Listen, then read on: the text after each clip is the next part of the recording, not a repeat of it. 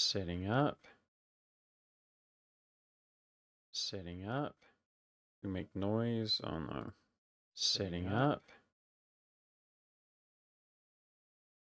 Alright, there we go.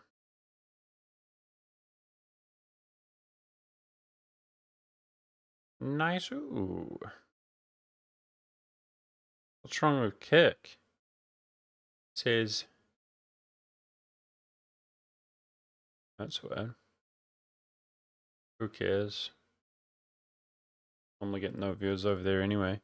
Pretty sure I'm live on Kick right now, but page isn't coming up. Okay, hey Odie Joker. I'm hoping this is the plan is that this is the last stream, guys. So yesterday I feel like we won the game, like for real. We won the game, and now we just took the most powerful and scariest faction, the Kazites, and we've mass defeated their armies, which means their quality is bad. And it's time to capitalize. So this army might not survive, I'm not sure. The Kazites have some small armies around this way. But I'm going for walls level 2, 360 defenders taking these towns and pushing the victory further and further in my direction. Lambert, thanks for using the prime on me, dude. I appreciate that. Thank you, Lambert. How are you? I bet Mountain Blade as of today. Let's just not mess this up. Feels good. Cool. It's a big game. Lots of fun. So let's ride this to victory, to glory. Yeah, that 700 army just got whacked. I wonder if they'll come down here.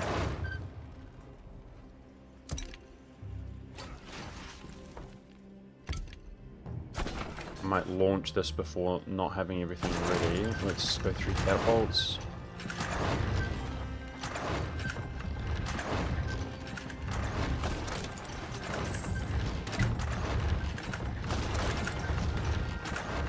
Easy. Get this last catapult out. Easy. Let's go. We've got pretty much all the equipment, and they have level 2 walls. They're cooked!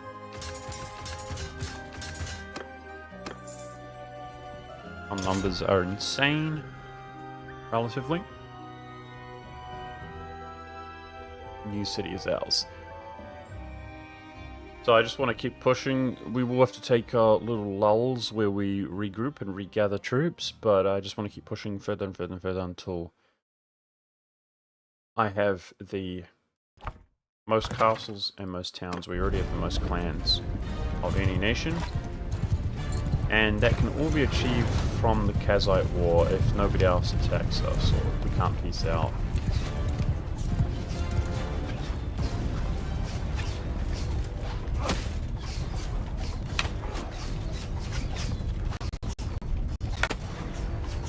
Still high.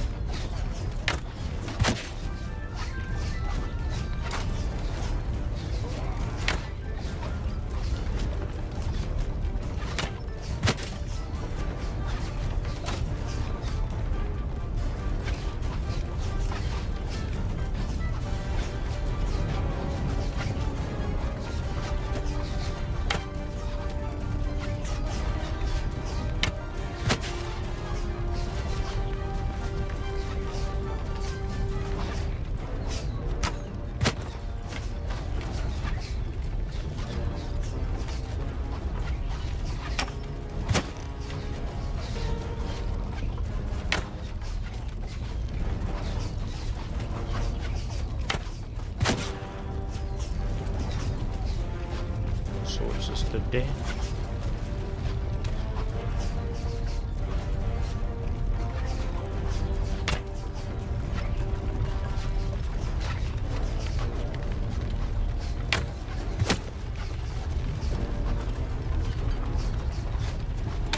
Did you guys ever play like the PlayStation 1 game Tommy? With an eye on the end? It's It's a game that was too... I don't remember well enough to give like an accurate view or whatever, but damn, it was a cool game when I was a kid. I saw they made it on Steam, but it's like, you know, crappy graphics because it's like PlayStation 1. But I always wondered why that game didn't have like more recognition because it's so cool.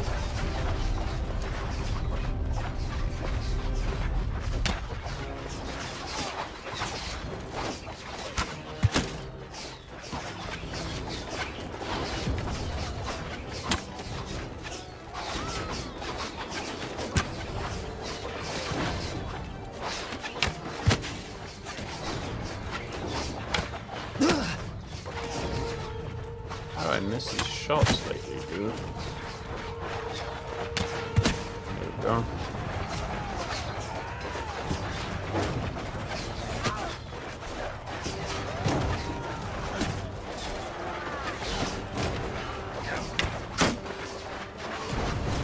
Hey, Mason. Yeah, this is a city, this one.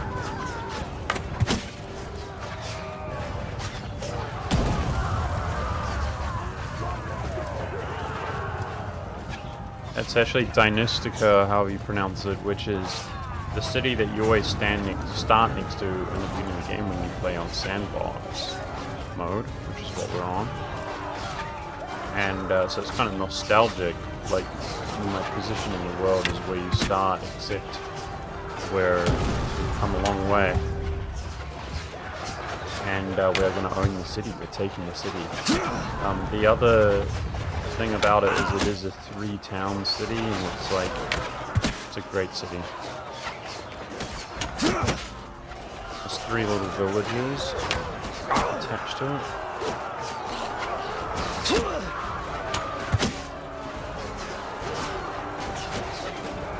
But it does start, of course, under the Southern Empire, which Kazites have conquered. And the Southern Empire apparently has been eliminated from the game. I just hit my own friends, damn it.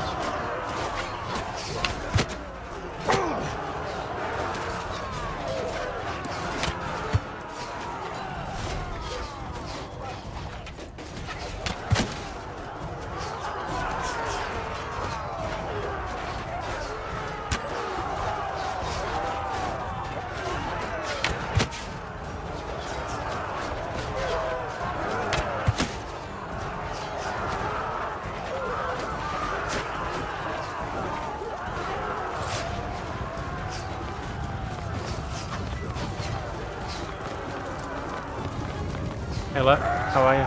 We're taking Dynastica now. Hoping we're just going to rack up fiefdoms today against the Kazites. I mean, yesterday we fought a lot of battles. I need to seize. Excuse me. We fought a lot of battles yesterday. If you recall, we didn't even start at war with them yesterday. And we diminished their strength, I hope, the quality in particular, down more and more.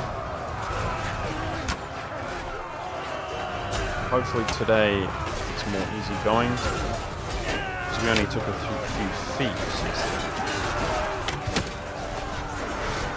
I'd like to take 4 defeats.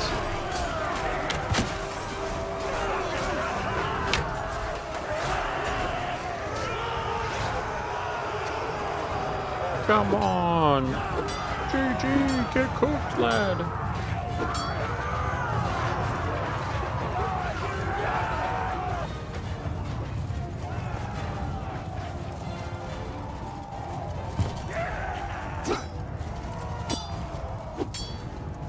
Let me just blunt my axe real quick.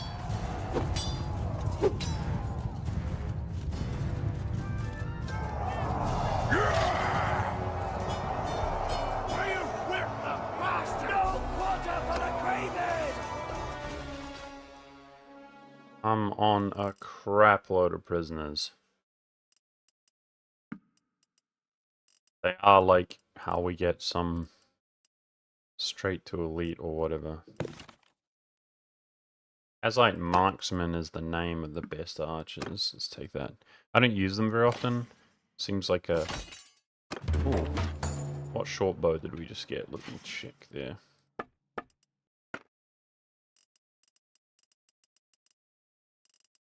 Is it better than ours? No. Same tier level, but just slightly worse. Okay, show mercy. So our army that was sieging up here was repelled by the enemy, unfortunately. And we got this castle being besieged.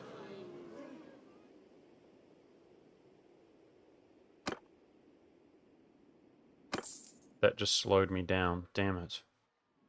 Okay, we just dropped 400 dudes inside. Influence is doing fine. I'm going to try to make it here.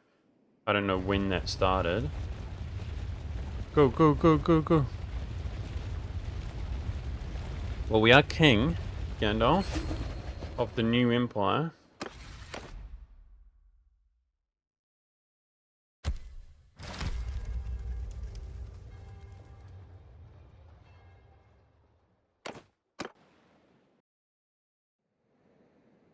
Let's see. This castle might fall, but it's only 5 clans now who lack a fiefdom. And we've got the largest amount of clans in the game. And yeah, we're officially huge. We're officially big. Among Empire nations, they start off with 6 towns and then a few other fiefdoms. We have 9. We just took our 9th. We do have kind of not as many castles. But let's see if we can liberate this one. Hope so.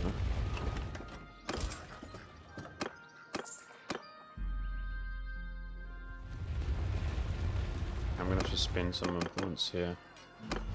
21. Come on, let's make it to this castle.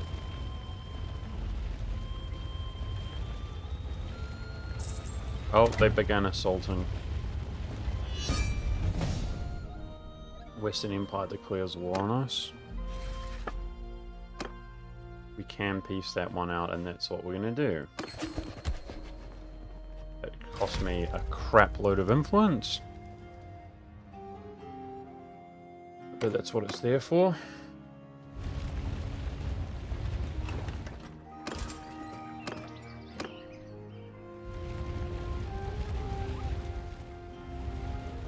Oh, he's under attack. He's under attack by our factions. Let's go! Oh my gosh, they defended themselves, dude! Let's go. Feels good. Good job, guys. Alright, let's disband. Now, if I can call my own parties, I will, because I don't want them to be controlled by the AI. Alright, let's go through a top everybody up phase. Just regroup while they're down in the dumps, and then go back on the offense. We're looking at food. Some meat could be better. Not bad. Food's actually not bad right now. Nice. Yeah, our AI taking them out. Damn. It's not the first time that's happened, but we've also had a lot of losses. Okay, I don't have any Lord prisoners right now. Let me just check if these guys are selling higher tier bows. I don't think so. I think the Kazai city themselves have the... Oh, noble bow! Oh, damn. Never mind. Tier 6 bow for the boys. Let's go. Alright, food. Just keep the diversity up by the bear. And the olives and stuff.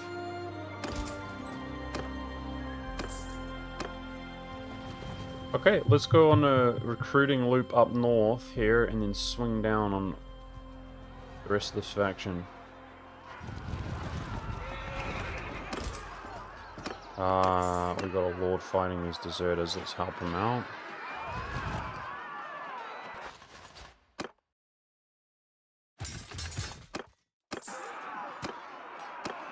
considering it's evenly matched. Your help was most welcome.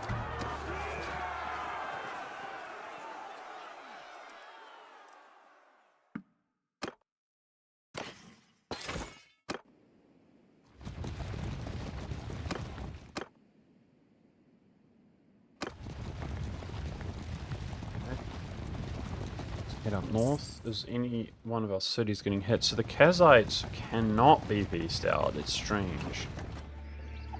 Strange. They are not willing to negotiate.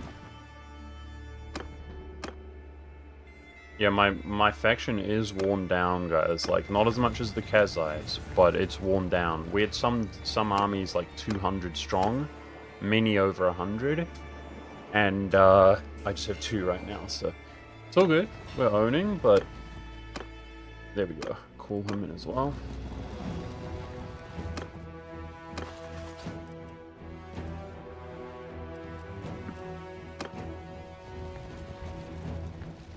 That's the price we pay. It's often, when you're winning, donating your troops to the garrisons when you take fiefdoms. That's what really puts it in like a bad spot for you.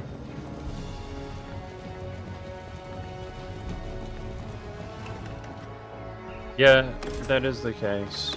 Sometimes you're capped out, but it's still more efficient, so it's pretty rare for that to be the case. So it's lazy, but better than leveling them up individually. Way better.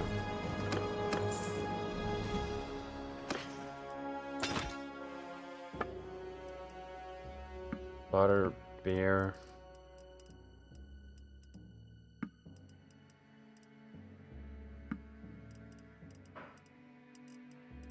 Not really even interested in tools or whatever, because we don't go back to our towns. Should look at ransom offers, in case it's ransoming my guy.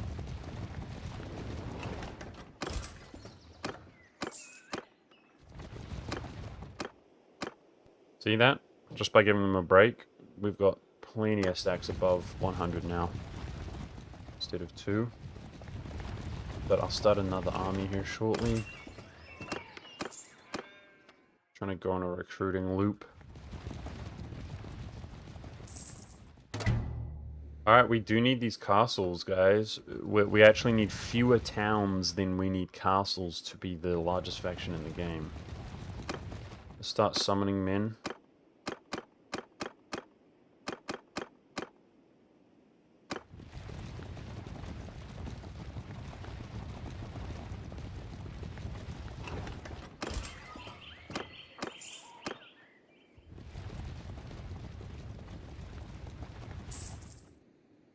Castle just got hit.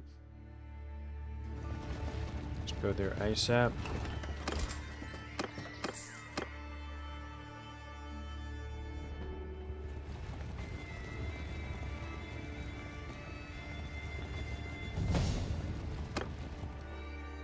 Okay, we do have some level ups.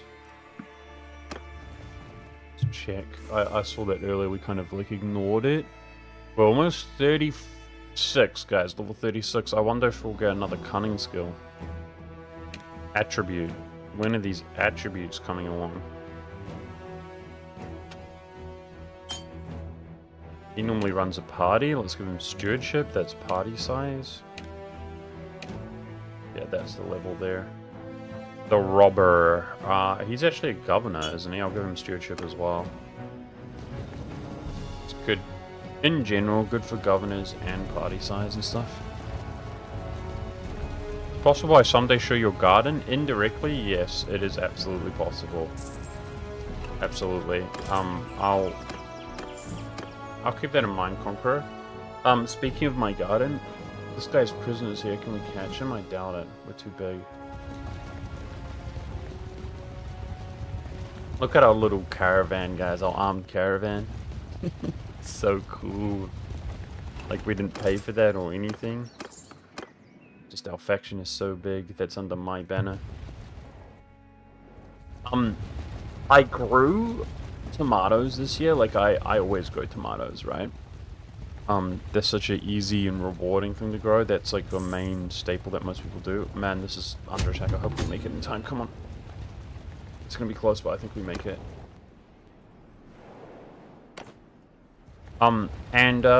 So this year, because I moved, and it was a bit late, I didn't start them from seed or anything. I just bought a little tomato plant. Okay, which is kind of a cop-out, but it's better than nothing. Because you pay like, literally like $5 or less. Which is like one little batch of tomatoes, right? But then the plant produces way more than that, so it's still worth doing. But for some reason, this tomato plant was not doing well in its own little container. Oh my gosh, we barely made it. Nice.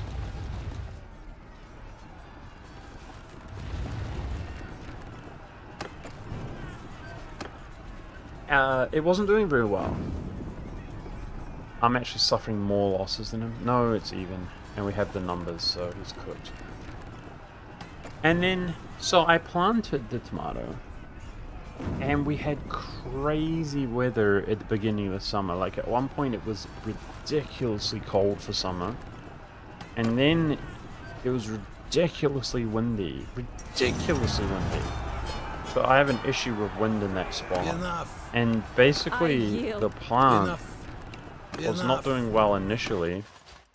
And it got really beaten up. And it's not been the best plant. Anyway. It's also a beefsteak plant, beefsteak tomato. So if you get into growing tomatoes, there's an insane amount of variety for people who don't know. Crazy variety. And the point is, they only just started coming ripe or near ripe. But they have a lot of issues there. So I grew all sorts of things, but I'm talking about tomatoes for a reason. The bugs love them. They're getting, like, mauled by bugs. They're a little bit demented. Beefsteak look like, for people who don't know, they're giant, very large tomatoes. That's why people grow them, but they're a bit mutated looking. Like, they, you know how pumpkins kind of have bulging ribs? Pumpkin-shaped? Whereas a general tomato is normally smooth. Pumpkins sort of have, they almost look like the inside of an orange, like bulging slices. That's kind of how beefsteak look. Big demented looking tomatoes. So anyways, they're more prone to having issues like splitting and stuff like that and looking weird. And I'm typically not the biggest fan of them. I don't know why I chose beefsteak. But anyways, the point is, after all that, they're finally starting to go ripe. Like, heaps of casualties to the bugs and the insects. I do live next to a reserve, so they're like, it's like literally like a small national park, basically. So they're like, oh, thank you for growing me, you know, all the birds, all the insects. So like, thank you very much for growing me fruit. We love that. And I'm like, yeah, but it wasn't for you though, you bastards. Okay, let's go on the offense. Hardly any defenders up here. Let's hit this. So fine, like, many casualties. A lot of them are demented, like cutting weird bits off them and stuff. The tomato was not a healthy plant, not doing well. I ate one, like the other day. Oh my god, it is like the best tomato I've ever had. Like, I never even knew a tomato could be that good. What the hell? Like, I like tomatoes in general, but if a regular tomato was like a 5, you know, this is like it's like a 20 out of 10. Oh my gosh, dude, so good. It's awesome because the reason I ranted about all that is because I was disappointed, and I was like, man, it's like a failure, and like tomatoes hardly worth doing. But it's like, holy, they're so good. It is worth doing. Like, even with a small, like, yield and stuff, they're insanely good. Yeah, Conqueror says they're so big and tasty. Man, I reckon beefsteak is the way to go, eh? because I always it's a common one to grow, and I always saw that they're big and weird, and I thought like, nah, I can't. I don't want to have like these mutant tomatoes. So I wasn't. I've never grown beefsteak before, but I mean this is the first time, and even if they're gonna have more problems and they're gonna be weird looking, it's like if they're that good, it's worth it, bro. It's so worth it. Holy, it's worth it.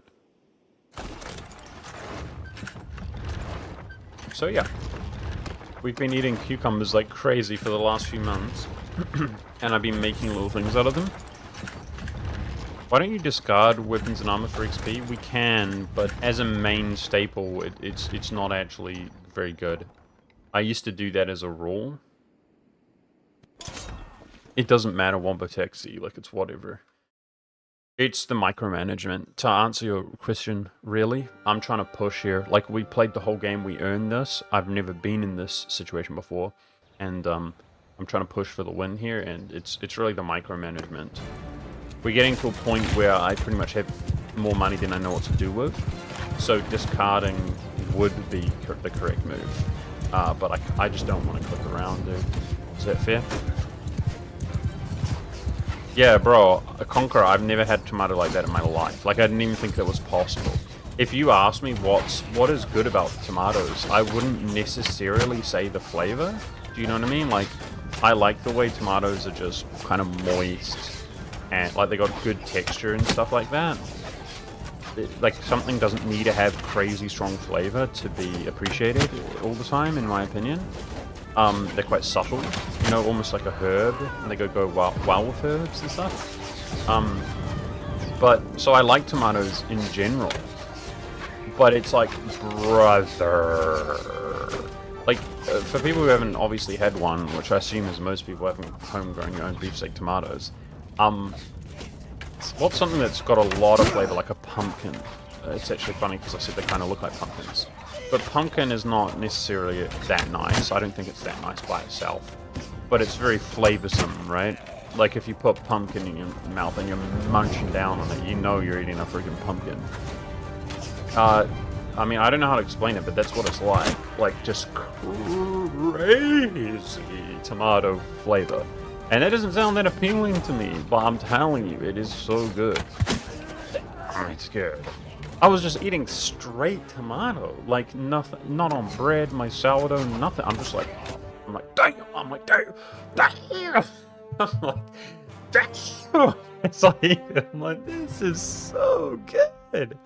What the hell? So yeah, we love the beefsteak tomatoes now. Conqueror knows what I'm talking about. So yummy. So yeah, the main things that we've been eating is damn, these guys shifting about with shifty cucumbers like crazy, and my silver beard. So I much prefer growing things like tomatoes and cucumbers, which is very abundant and rewarding, than I do leafy greens. But I figured I had some space and I'd grow some leafy greens, and then I chose to do silver beet. I'm a fan of silver beet. I also started some spinach as well, but that's not ready yet. Heaps of herbs. My herbs are going pretty crazy. It's awesome.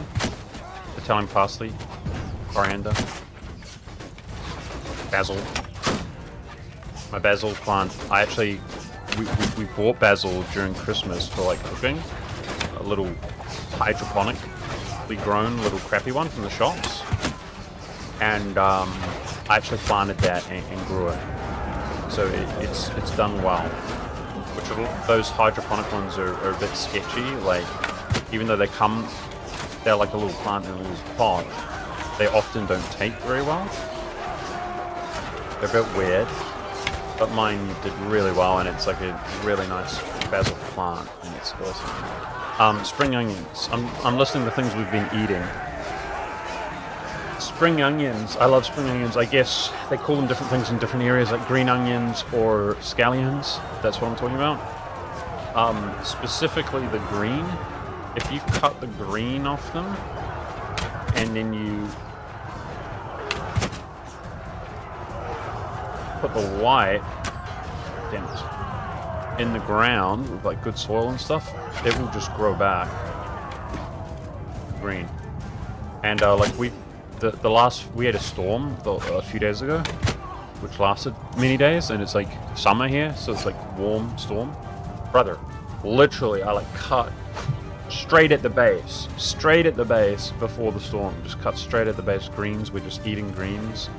You know, goes on anything. Spring onions, you put on them every dinner, basically. Rice, roast vegetables, doesn't matter, everything.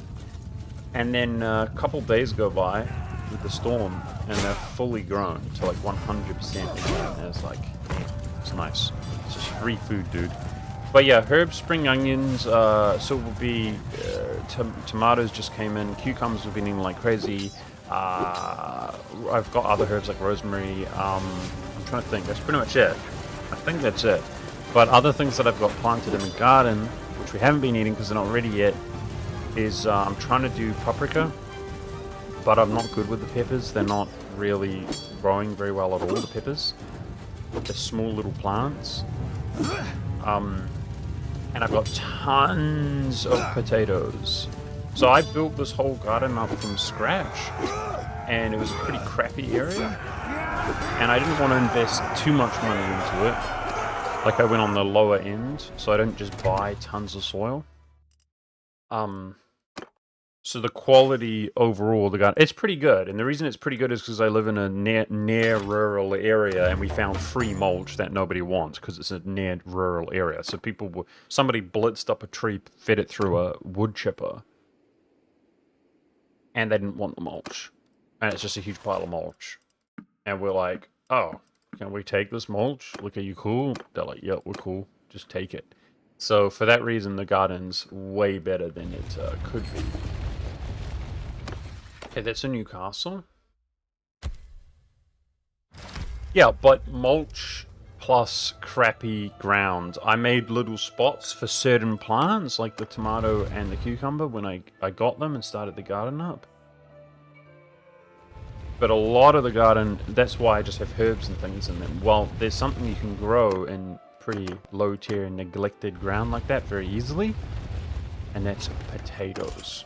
I've got tons of potatoes.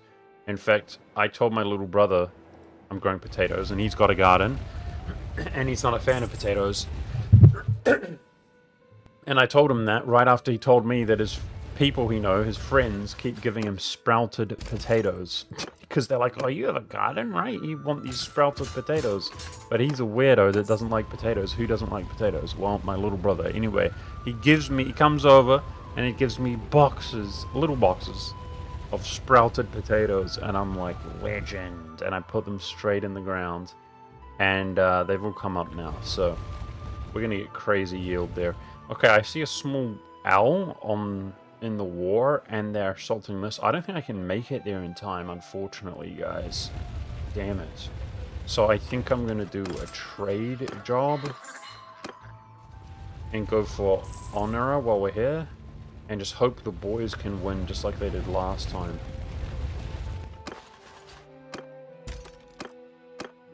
Sweet potatoes. Kumara, we call them here in New Zealand, guys. We've got some that are native to New Zealand. I have a few of those in the ground as well.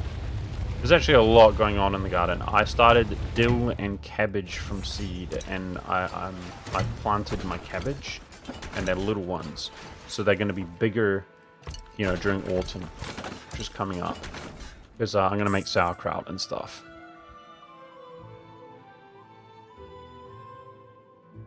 And I love dill. I wish I already had dill. I actually refused to buy it from the shop, which I could have. But I've been doing some pickles and stuff, because I have all my cucumbers. I also have pickling cucumbers, which are like miniature cucumbers, which are intended to be pickled. And they're only coming right now. Around now. It's on a pretty small area. Oh, I just see green, guys. Did they just win again self-autonomously? That's freaking epic. Did they defend the castle? Oh boy. Interesting. Look at that infantry heavy stack. Oh, the horse archers. Damn, that's scary, bro.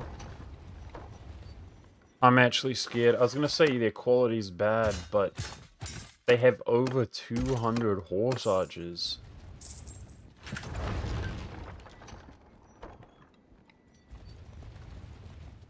Are they gonna engage me or not? Because if they just let me kill the... I can't tell. They're not engaging me yet.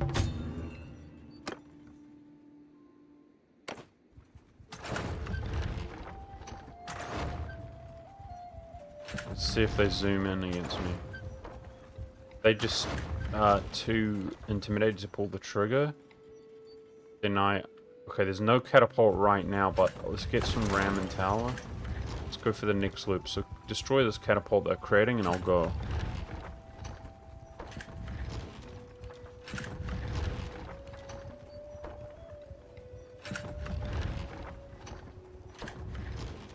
Come on, take it out, boys. There we go. Go a little bit longer and we have our... Beautiful. Let's go. We got a ram and a tower. Alright.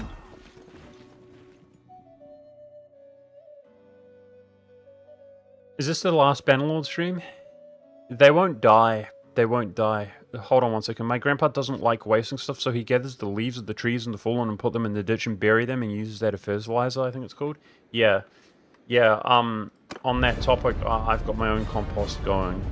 I could just rant all day about a different way to fertilize the garden, but burying straight up into the ground is a great... It's called worm food. When you do that specifically, you're feeding the worms worm food. That's one of the easiest and most underrated ways. You can turn pretty much any soil, any dirt, anywhere into like a great garden potential. Obviously, you need a decent amount of sun for a garden, so that's one thing to keep in mind. But the actual soil quality, all you do is take like corn cobs, banana peels, leaves in the ditch, like the gutter, pull out the gutter, anything, and just dig up a hole and bury it there. And you do want to avoid citrus if you do that. That's the only thing, because worms hate citrus. It like burns their skin. So don't do like your orange peels, but you would do apple cores, anything else. And then once you fill up the hole, you just basically take the dirt that you dug up, put it on top, cover it up, and then move to the next spot, which is like right next to it, right? And if you just do that for like a couple of years, systematically burying, fill it up, cover it up, next spot, you'll have like the most insane lush soil, which like plants will grow in like crazy. Like you'll have just a giga garden. You really don't need to do anything more than that. Worms are the most important thing. It will attract worms everywhere, and the soil quality will just be like S tier. The only downside to that is it takes time, lots of time to set up, but it's pretty much the best thing you can do. There are heaps of cheats and hacks and stuff. Making a good garden though. That's a great move. I've actually done that myself with some of the activities I've had to do since moving into this place, including leaves and grass clippings and stuff. So somebody was asking something else. The Kazites, will they die? The goal of this run, which seemed really ambitious in the beginning, keep in mind I've never played the late game like this before. It was to obviously have our own nation, which we have, the new empire, and it was to have the most castles and the most towns under the new empire banner than any other nation in the game. I added the caveat as well that we should have the most clans, because the idea was to be the most powerful nation. Well, we already have the most clans. So yeah, we need the most towns and the most castles to be the biggest nation in the game. And I figured at that stage, we could probably call it rather than just grinding if the game is like the writing's on the wall and we're the biggest and most powerful faction. And we're right on the verge. We need more castles than we need towns, but we're the most powerful faction with Kazites by far. But as we take from them, it's extremely efficient towards putting us in the most powerful position, if that makes sense, because, you know, the top dog is losing and we're gaining, so it's closing that gap quickly. So I don't think I'm going to push on and actually destroy and eliminate them, just because of, well, time and tedium here. And as far as Vlandia, we chose Vlandia to join as a faction in the beginning of the game, and they were extremely weak and suffering, and in terms of their land, they've never recovered. So I know that they have a reputation of being like the most powerful faction, but I always felt like the Kazites were the most powerful faction. And I think my opinion was sort of vindicated here, as you can see by this game. They own like half the world. So I'm not too worried about the Vlandia. We've beaten them multiple times in warfare.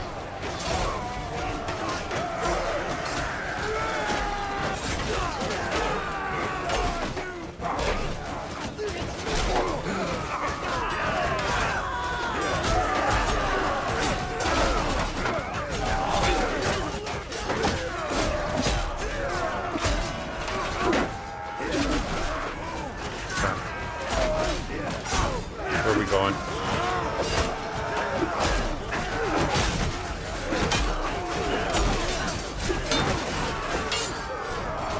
Man, how did that last hit not hit him, dude?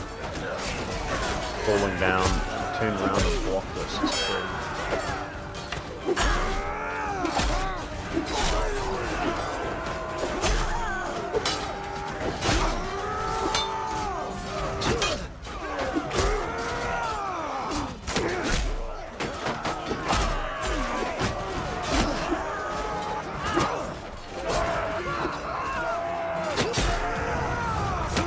You bastard!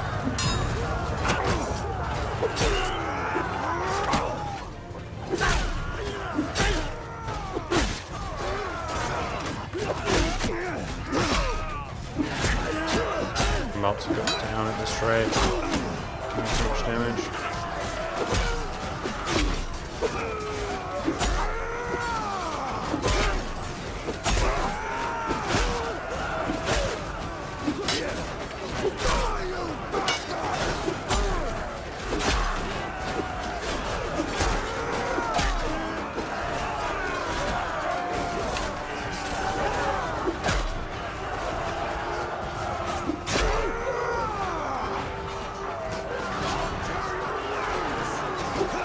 Oh, that was so BS, bro. How did I miss that?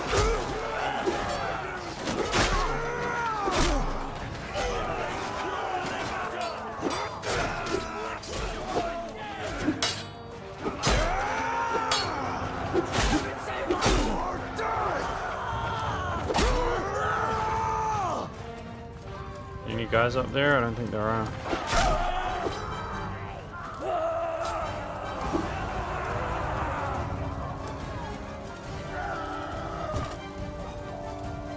No, it's not. Those are fairy tales, but I have a lot of experience. Whoa! Just walked off the edge there. I don't think we took full damage though. I thought there was steps I was walking down. I have a lot of experience. Well, depends what you consider a lot, but I have experience growing gardens, and I knew what I was doing. My cucumber was the most. I say was because it's definitely on the way out, but as it's dying, it's still producing. Like it literally has baby cucumbers growing every day while it's dying. I mean, well, considering the storm was so crazy, it was almost pulling the cucumber plant up by its roots.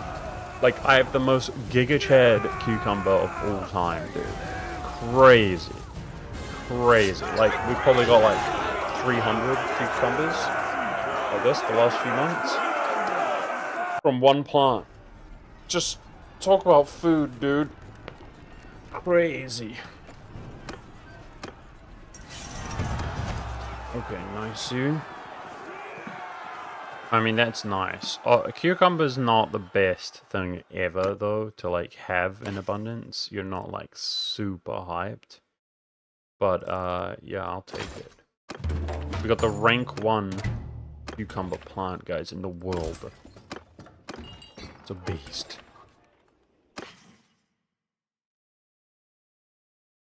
Oh, it's... When I was in my early 20s, Conqueror, I worked for... Like, just as a chef. I was a chef at that time. But, like, you learn somewhat, if you're interested, about, you know, the produce that you're using.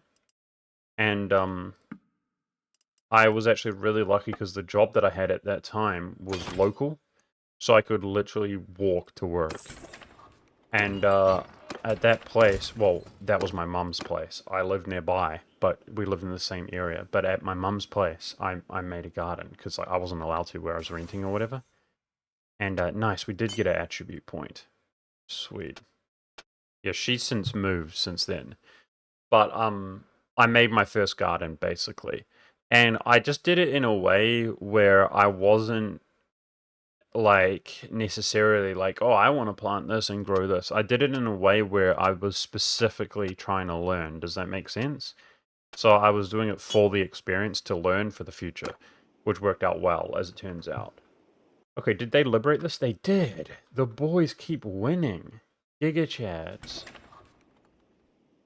So I did a lot of different things, and each year, I did it for like 3 years, I challenged myself more. So the first year, what I did is I just bought a few sacks of compost and stuff, made a little area, bought some plants, put them in it.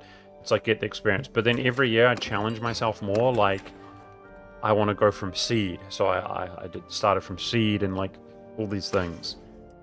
Okay, to make it more and more like complicated and get better skills at doing it and stuff. So, hope that answers your question. It was all with the intention to, you know, have that available as an option in the future.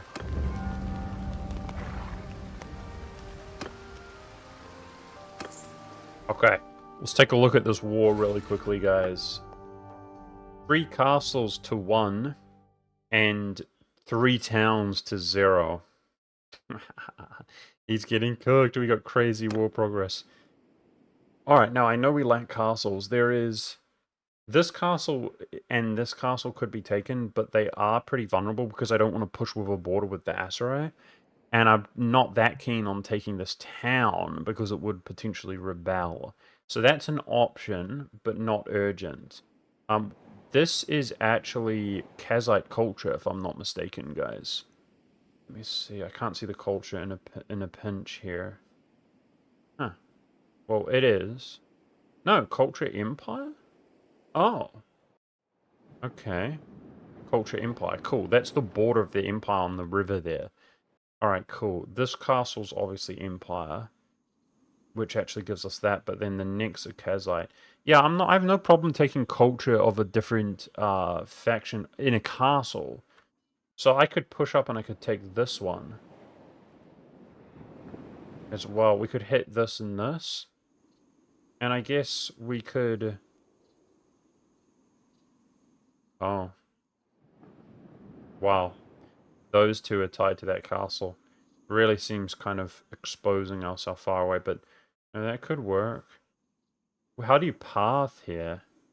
You have to go all the way around this way or all the way... It's quite far away, guys. I think let's try to hit that and that, okay? That is Kazite, by the way. But that's okay. Pushing into their territory. And then Gale's Castle's the one we lost. 2 up here. Okay, I've got my eye on this one. There's a lot of defenders. There's walls level 3, and we're quite softened up. So let's back away from this army. We're going to disband. Just want to reduce the likelihood that the boys get caught. Almost every clan in our nation has fiefdoms now. I think there's 3. There's 3 that doesn't. Cool. Where we have 4 as the emperor. which is more than Gaios, the Emperor of the Western Empire, ever had, by the way. Because if you're thinking it's not that many, well, it's not that many, but it's more than he ever had for the record.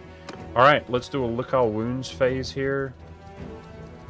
And then I'm going to start another army, most likely to defend this by the looks of things. Yep.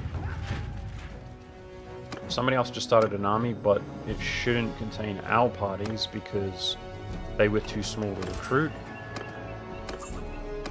The fact that our faction can even just make armies is super cool. And I don't see where that is. Okay. Alright, this is the perfect time to take them out here, so let's go ahead and summon the biggest armies I can.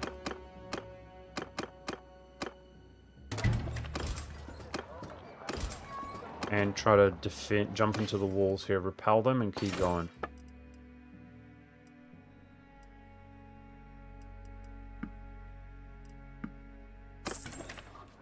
I just started playing the game. How do I get into the game? How do I get into the game? You're talking in a... How do you enjoy the game type of... You're talking in an expression type thing? I don't really know how to respond to that, dude. It's such a weird question. There's a million things you can do in this game. I spent like hours just messing around in the tournaments and stuff. Hundreds of hours. It took me a while to learn how to like play the game and actually even be able to prosper without resorting to the Britannian culture bonus.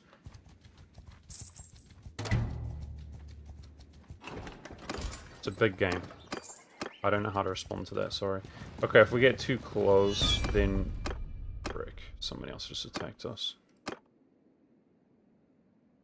Western Empire. Okay, I do have the influence to buy the peace down, but he keeps spamming it. I mean, I actually have more influence on 529 than I had previously, forcing a peace there. But, this is a shame. Alright, that's probably enough already to defend this. I'm just trying to cool my own armies before somebody else does. So, this is the army here with 93. Oh, he hasn't called anybody in.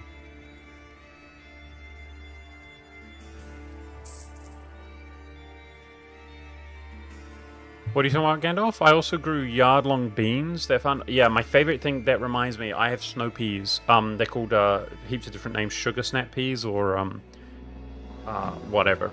But I'm growing beans which haven't come up yet, like to eat. They're quite a big plant, but no pods. And I'm growing sugar snap peas or snow peas, which is actually one of historically my favorite things to grow. The humble pea. So goated.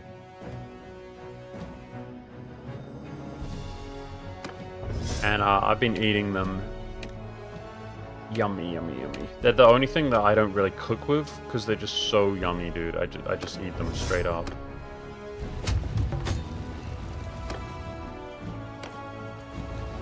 Bro, peas are just unreal. Unreal, bro. Like, somebody who just tries to sort of eat healthy or was raised to try to eat healthy, I've always liked peas, but if you told me pea, like, oh, let's have some peas, what do I think of? I think of frozen peas. Like, I've heard people have canned peas or something. I don't know what that is, but that's what I think of, right? Frozen peas. Frozen peas. And the thing is, like, if you told me, okay, break in to help the defenders. If you told me, like, how highly do I rate peas, aka frozen peas, I'd be like, yeah, like, they're alright, they're pretty good. Pretty nice to put in, wow, Ballista and 3 catapults. All's level 1, he's cooked. You know, they're decent, right?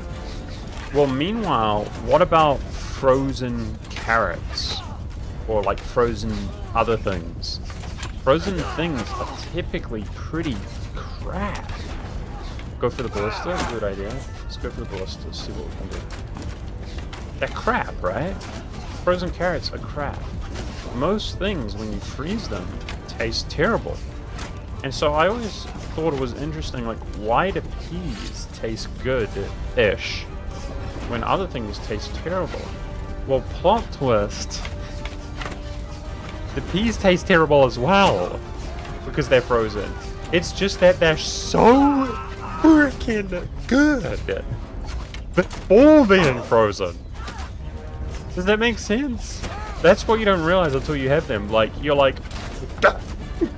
like, they're so good.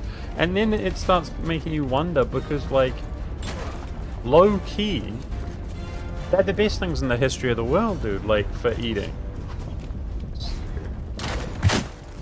Okay, let's see how much damage we can do.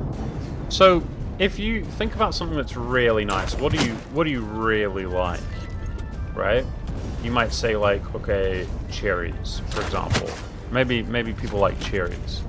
Well, the thing about cherries, first of all, they have the pip.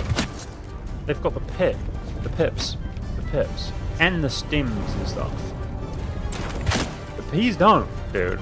You're just going like a crackhead. You're just like just eating it.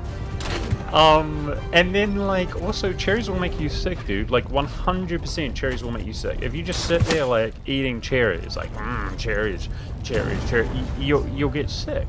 Any fruit will do that to you. The peas won't make you sick, brother. It's good. I'm just saying, like, low-key, pound for pound, bro, fresh peas are like some of the best. What, are we out of ammo? What happened? I can't reload now, guys.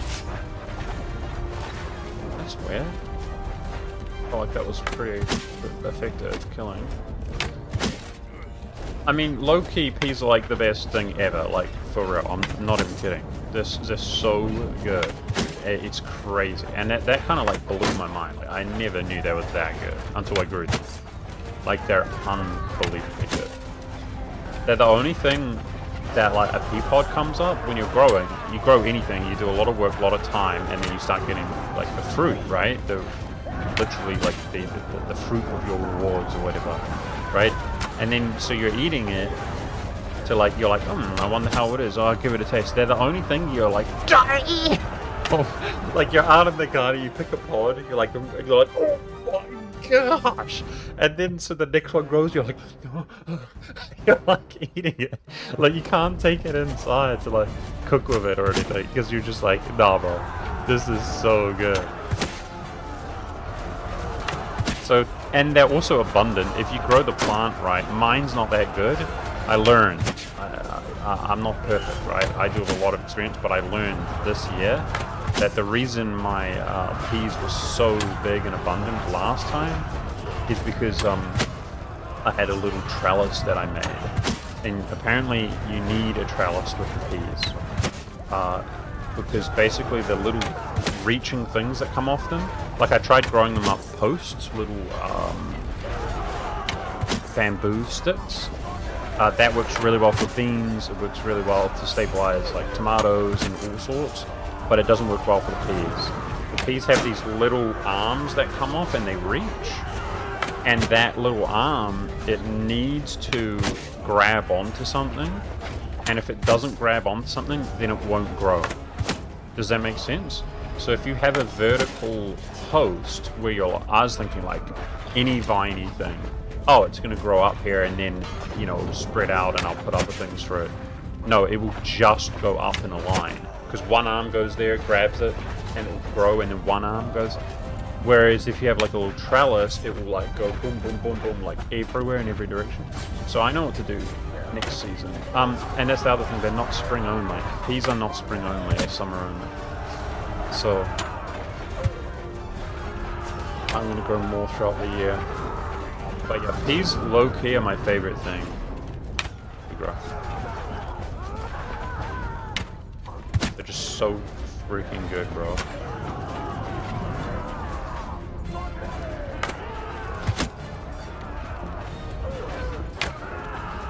not really trying that hard because this is like easy. This is the first time I'm taking it a little bit chill in these battles. But I know we got the numbers here. They had 215 horse archers, something like that, guys, which is, yeah, archers are powerful, but you can see we're winning. And it just means their front line is that much weaker to break into this fort. Like, that's not going to happen. It's never going to happen. They won't have any success. Are they retreating? Let's go! Nothing but W's, boys. Peach? Oh, yeah, but I do categorize, you know, peaches and, like, yeah, there are definitely some fruits, don't get me wrong, but first of all, to grow really nice peaches and stuff like that, well, not peaches specifically, but a lot of fruit, I mean, like mangoes and stuff, they require certain environments that I don't have here in New Zealand. Do you know what I mean? You can grow peaches, though, by the way. But anyway, the other thing is they take years, right? You grow the plant up from nothing. It takes years and years and years. Often you need to like graft the plant and all this stuff. So that's like its own category. Like, yeah, when I said what's the best thing ever, yeah, you could compare it to peaches. That's fair. And if it's a good quality peach, fair enough. But like, peas are so easy, bro. You can grow it in like a few months, you know? So it's not really comparable in my mind, but that's fair. You did answer my question, saying what you think is the best. Okay. We just repelled a huge stack of theirs. And let's push on for the offense. Yet again. Let's go. They're starting another little army here. You know their quality is whack. We leveled. Oh yeah, and I got the cunning attribute. Engineering reload to Magnels and trebuchets and siege bombardment. Reload to ballistas. Alright, well, that's obviously the one. So trebuchets just got 20% better.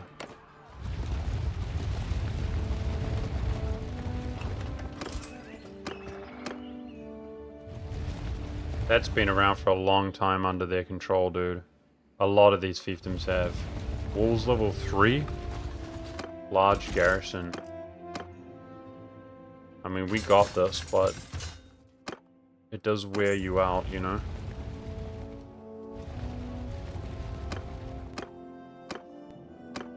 So summon some more powerful parties and start this up.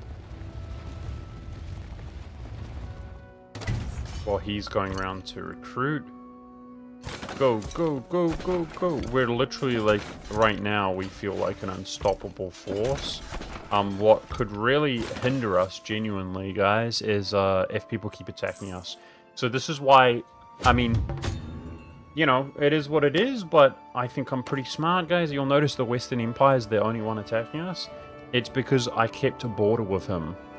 Potentially, we would be getting dogpiled by Blandia and stuff like that, Britannia, Sturgia, but that would be if I had pushed and finished the Western Empire off. But I kept them as a buffer. I took a huge amount of their territory and I kept them as a buffer so that we don't border those factions. And it's working really well, eh?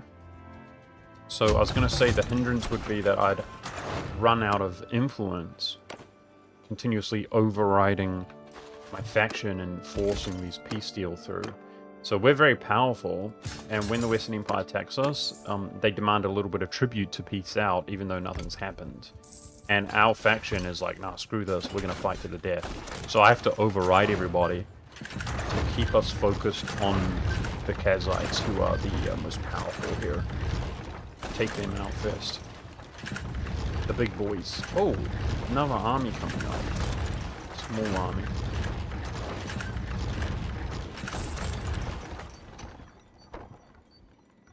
I'm just not sure that catapult's going to be there or not.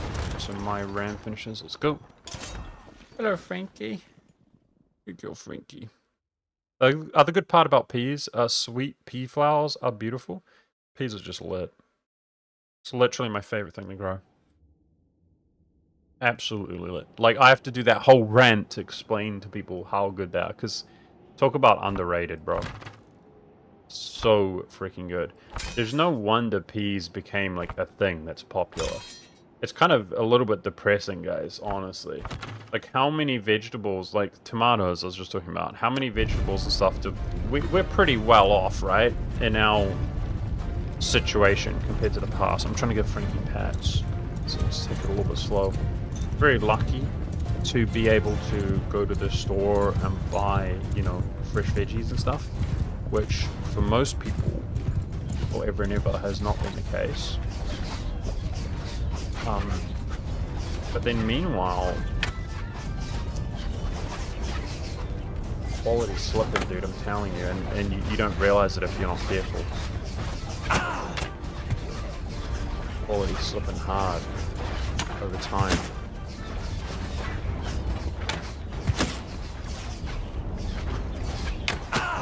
Just people trying to make profit and stuff, you know? Which makes sense.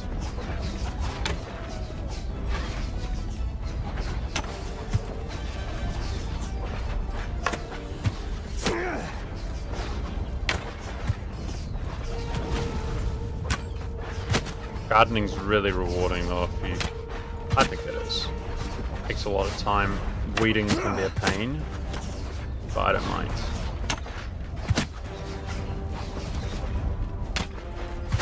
I'll get these headshots if I can.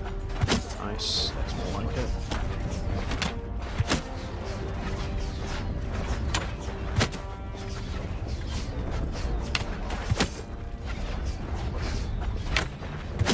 Headshot, baby.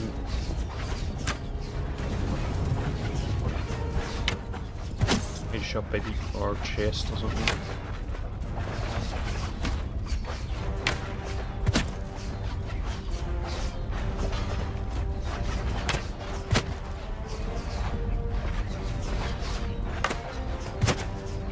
That's right, mother trucker.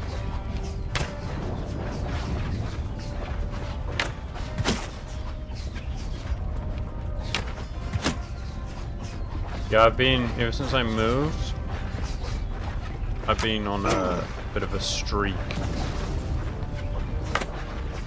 growing vegetables and things, and making my own sourdough bread and stuff has been nice. And I'm working on my compost so that I don't like buy bags of it or whatever. Although it's pretty cheap. It's actually crazy because when I first started gardening, which I was talking about earlier, that was over a decade ago. Damn, time flies. But that was like 2014, around that time. And I remember because back then, obviously, you know, just like anybody else, I was working a full-time job and everything, and I was just like, screw it. I just basically just bought everything, right? Which is, it's pretty cheap. Like, you can get like a big bag of compost or whatever for like 20 bucks, but then you'd be shocked how quickly that bag just disappears. You pour it on the ground, like giant sack, hard to carry, right? Heavy, and it's just gone, right? If you're trying to fill up an area, well, now you're going to need 5, 10, 15, and 5, 10, 15 times 20 bucks. It adds up to be like hundreds or whatever. The point is, though, I just bought it. Just invested some money into it, no big deal. And so I remember clearly that they were about $20 a pop, like each bag, because I just would buy. Well, inflation has like increased the cost of like everything pretty much, especially over like the last 5 years or so, right? I think everybody agrees with that in general. But surprisingly, I've been buying compost, and it's like organic as well. You can get even cheaper. But I've been buying organic compost, just a few of them, for like 18 bucks.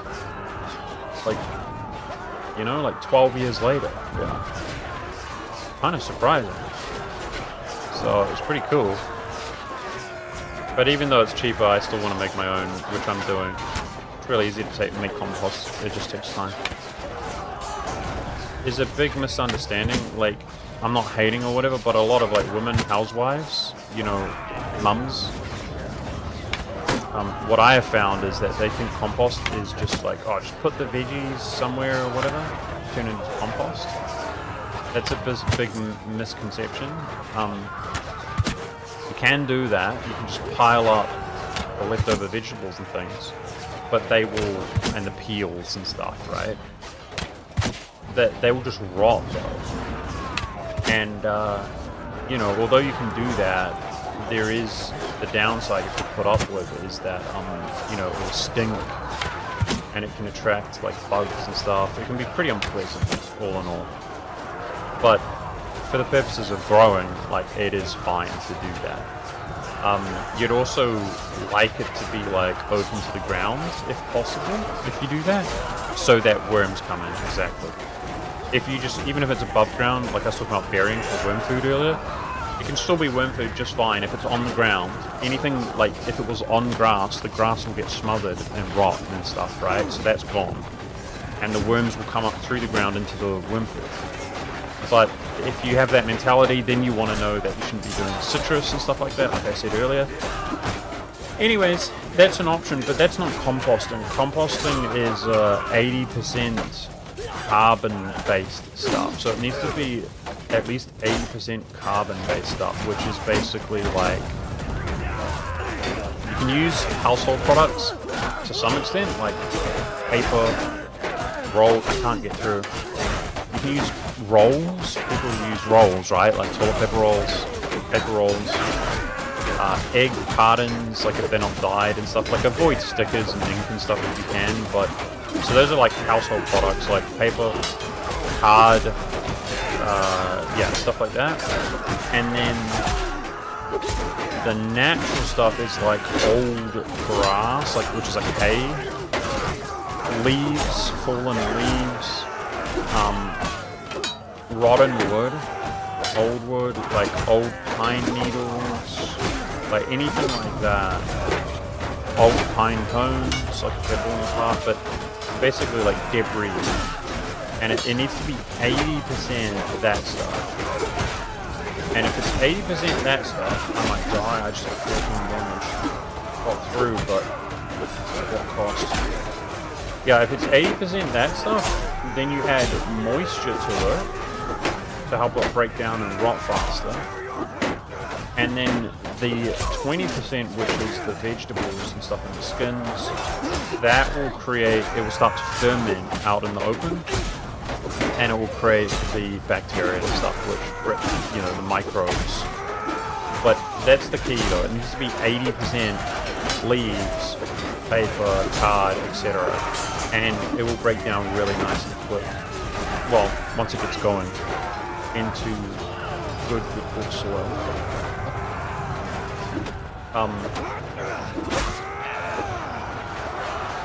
Yep, and that's what I'm working on, but it's a process.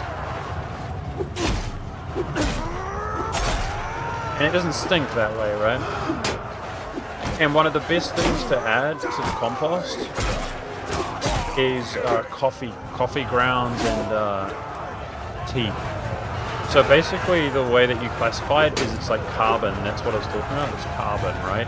But then there's also nitrogen. So the carbon is to make like the actual makeup of the soil. Like if you, plants like nitrogen, just the same way that we like everything, we like all sorts of stuff. Well, so we like iron, right? A lot of women are lacking in iron today. Well, what happens if you just eat a cast iron pan? You're cooked, right? You can't eat a cast iron pan. You wouldn't if you could, because it would kill you. So they like people like trace small amounts of iron. So too much of a good thing is bad. Does that make sense? Same with plants. It's called being too hot. If you give them too much fertility, too much stuff, it literally burns them and they get cooked. So they need a small amount. Even though they want the nitrogen, they need a relatively small amount.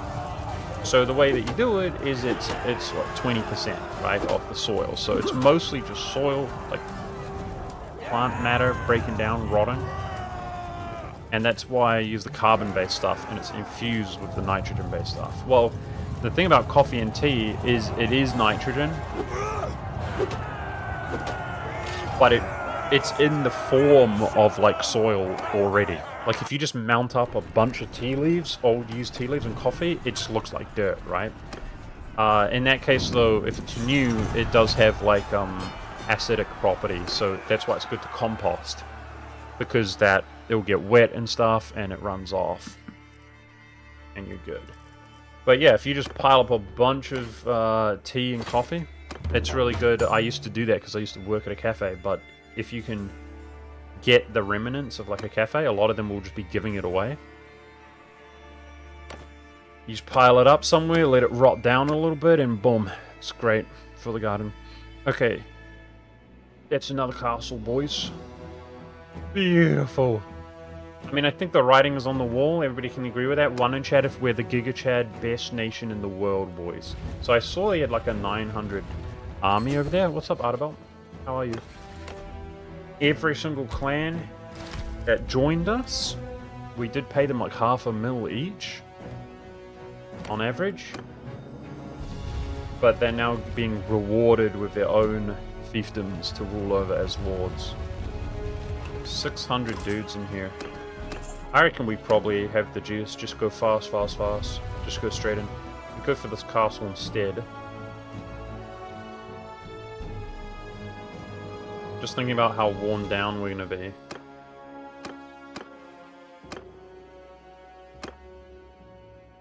How much influence do I have? 700.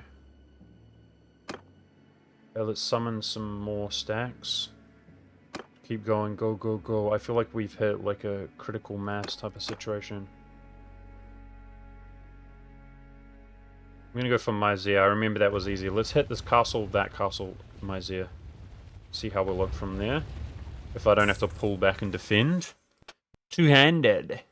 Beast Slayer, 50% damage to mounts with two-handed weapons. Mounts from my formation. Shield Breaker, 40% to shields. I think that's better. We do whack shields a lot. 40% is a lot. It might make a difference between breaking the shields or not.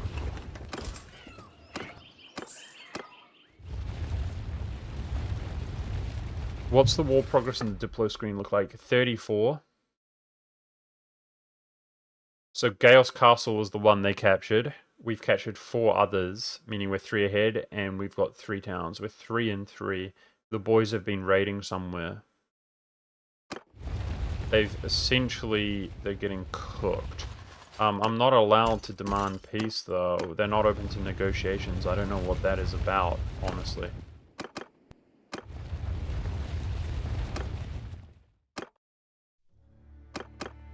Nice, call my own parties. I don't want them to join another party, even though they're not full.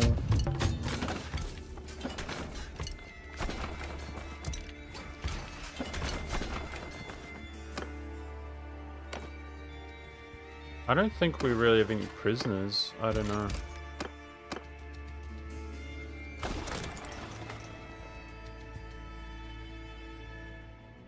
Those troops that you see when it talks about strength, it's actually not their army strength. It's the garrisons that they have. So in this game, you have these little lords, obviously, and each member of each clan can potentially start a party, but there's a limit to the party. So it doesn't matter how many members they have, they can only run a cap of a certain amount of parties per clan, right? But anyways, those guys can just go around recruiting in their own territory or neutral territory or even hostile territory from villages and things. But they can just go around recruiting. So the quality, exactly, just like Rataplant says, he says it's about the quality, exactly. If you're recruiting, it's more likely that your quality is worse than if you have a nicely established army. Right? Even though you can get tier 2, tier 3 from these towns, potentially when you recruit. That's why I always talk about if we repel their armies, win battles, then their quality is likely to be worse. It's because they have to go around recruiting. And then the other thing is you can capture their lords and imprison them and stuff so that they're unable to just go around spamming and recruiting new forces. But the actual strength that it refers to is the garrisons. That's what it is. Because that's something that is stable and just grows over time. And it really represents how strong the nation actually is, really. Because you have to break it on when you're the offender, regardless of where you win, if you win battles or not, you have to break those garrisons. And it's representative of how much land they own, right? So he's very strong, but it's because they conquered so much of the world.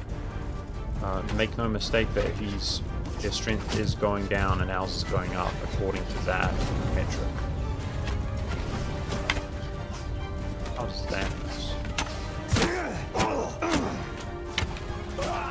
Alright, where's the tower? Maybe I want to be where the ladder is? The tower's on the other side, that's fine.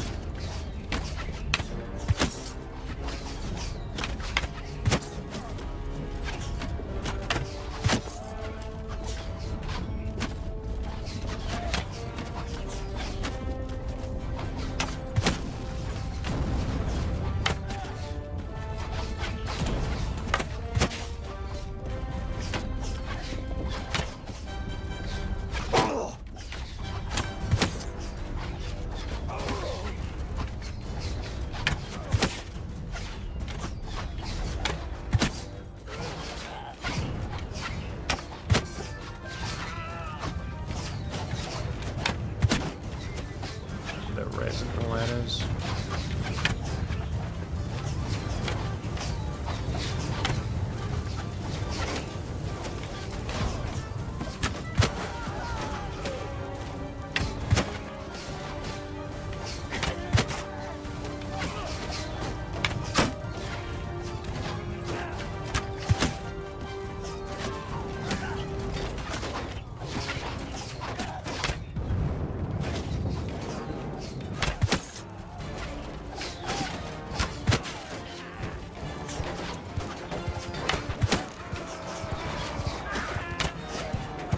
Way up there. Alright, they've already made progress. We seem to do work with our axe, honestly, eh? Gotta build some confidence and my skills improving. Oh damn, this is about to be pushed off. We had enough weight on it to keep it up.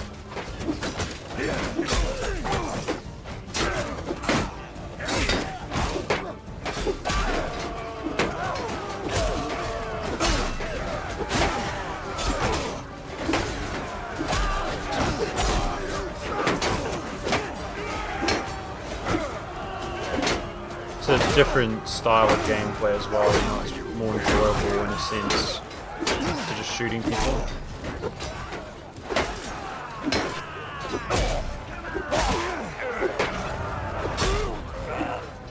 But I feel like that's going to help the boys break this, right? Having them chase me. Create an O in their defense, an O. Seems pretty successful.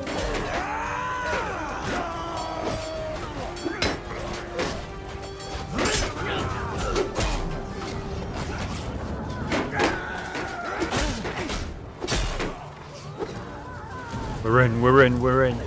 This is the lads in me, chat. Oh, not another choke point. The lads and I are in. This is our town now. Well, don't you know? This is our castle. It's gonna be cool, guys, because soon clans they'll start getting two fiefdoms apart. And we'll see if we're on the list. Of course, we can override people, but I wonder how entitled we are to more fiefdoms. If there are only certain clans which are tier 6 and 5, you know, I got as many as I could at a certain stage, some lower ones as well.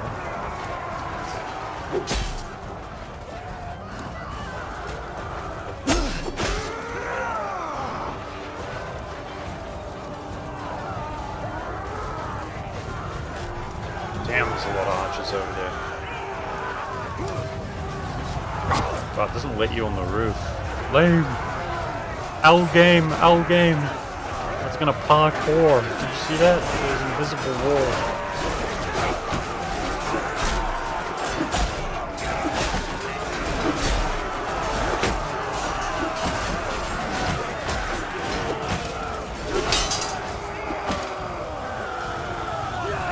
Parkour was not invented yet? Okay, fair enough. We need French. If we were in Vlandia, we could parkour. You guys know they invented parkour, the Frenchies? We need to be Vlandians to unlock that tech. It's my bad. I don't know what I was thinking.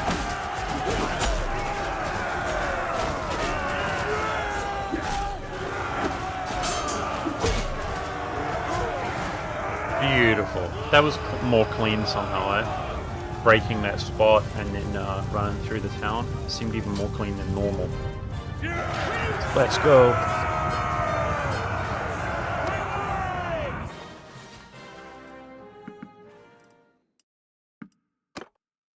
She's a beat, mate. Okay, who's next? Who's next? We deposited a lot of our forces in the castle, so that's it's so difficult to keep the ball rolling, even though we won really clean. Okay, let's hit Myzia and go that way. It's nearer this way. Are they hitting us at all? I was gonna go for Gas Castle first, but let's do it after. Oh, I'm convinced they already have a fiefdom, unless they lost it. So they're actually getting multiple, I believe. But they are castles. Obviously, castles and towns have different value. I'm sure that's not the first... Ah, they lost this. Okay.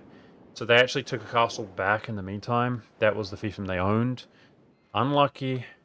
I'm not there. We do have an army nearby. Good luck, guys. Oh, it's very weak. What a joke of an army. I'm just gonna... It's too far away. Let's just keep hitting other areas. Okay, I do have my crew coming. This is Walls of a 1, guys. This one's cooked. Myzia has not developed very much.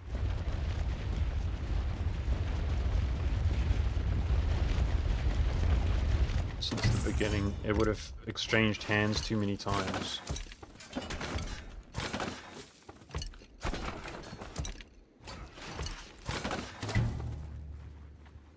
Developed very much. Yeah, it's a shame we regressed and they took a castle for once. We've normally been pretty clean, not trading, but they were successful there. It's irritating. There's no way they can compete with us though if we just keep hitting them up, I'm pretty sure. And the boys have previously defended. I hope they can do it again.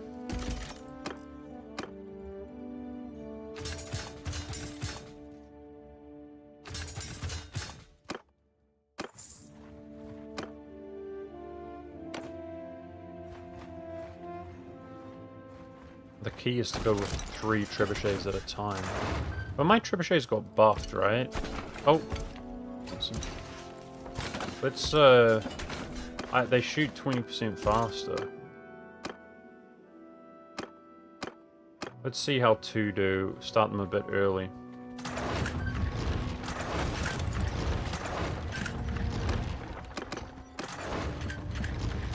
Oh yeah, they're absolutely rinsing them. I can start it a little bit earlier, like use 2 trebuchets when the 3rd one's closer. Okay, they got 1 catapult. It's gone. We've got 1 tower. Let's get the ram and go. Kill this catapult and we'll go. There it is.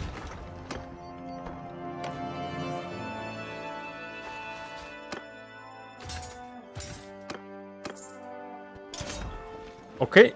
We're just hitting towns. Did you just win the campaign? They have around 10 holdings left, right? They're huge, Gandalf. They're huge. They have 3-4 holdings in the Aserai region. They have 3-4 in the Sturgian region, and they have the entire original region, the Kazites, which is unmolested at all. We're fighting over Imperial land that they have conquered from both the Northern and the Southern Empire originally. Now we're winning. It's an incredibly clean war. We took many battles, actually jumping in to defend sieges that they were laying, defeating their armies, reducing their quality, and we're going around pretty clean, just wrecking them now and taking fiefdoms. But each fiefdom that you take, you deposit your troops, your whole army deposits troops into the garrison. So even when you're winning clean, your forces do diminish in size significantly. It's pretty difficult to just have a continuous snowball and take everything, although that is kind of what we're doing. And yeah, it just takes time. What the frick? I had some kind of key binding with my either Windows 10 or something else. Not sure if you guys could see that. It's holding Alt and Shift for... Yep, it's Alt and Shift. Oh, stop it. Okay. Try to keep my hands off Alt. This is Wolves Level 1, guys, so they have hardly any battlements or anything. Look at the green. That's just my overwhelming ranged archers just shooting up the enemy.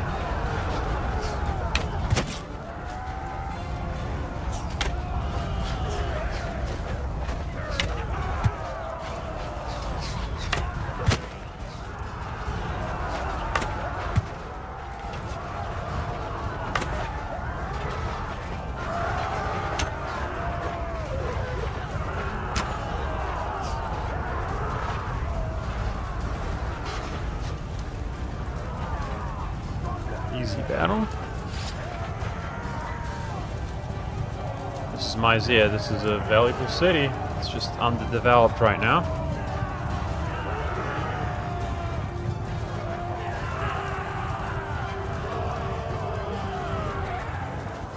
"26 losses. Damn, that was clean. That was a clean siege. Old. Prisoners are still really high.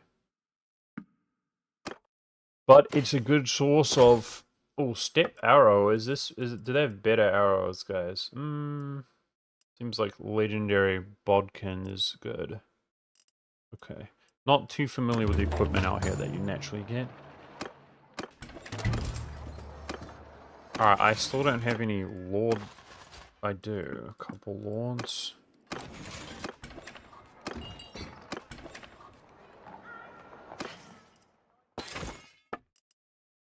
How's the food?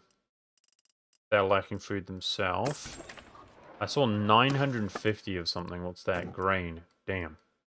And newly conquered city. Yeah, just take it. Unload that there, but they didn't have the money to give us. It's okay. Alright. Chaos Castle. Let's go. Okay, so the boys lost this castle. No worries. It's near to their border. Let's cleave this stuff up here in the north. Go. I hope we've got people recruiting, because I'm feeling weaker and weaker, guys. E5 better than frozen peas? No way. Frozen peas are lit, dude. Even though they're frozen. Wolves level 2 over here.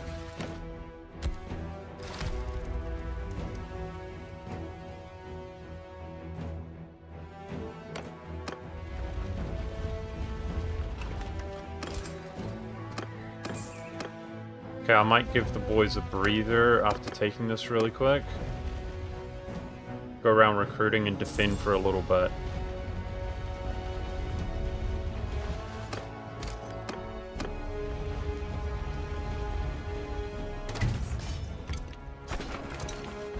We're getting really worn down depositing all of our troops into these garrisons here.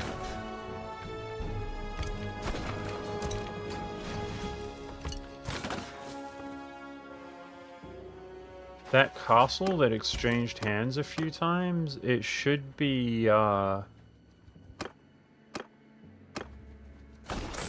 sort of fairly undefended if we go back there and liberate it or conquer it again.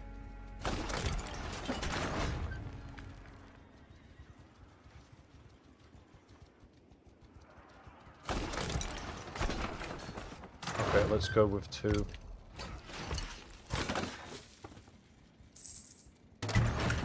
Got over a day worth, that's all we'll need, I think.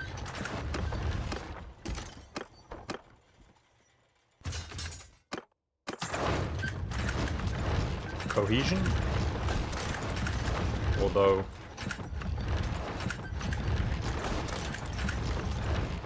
it's stressing me out, there's no need to risk it so much. Boost it up some more.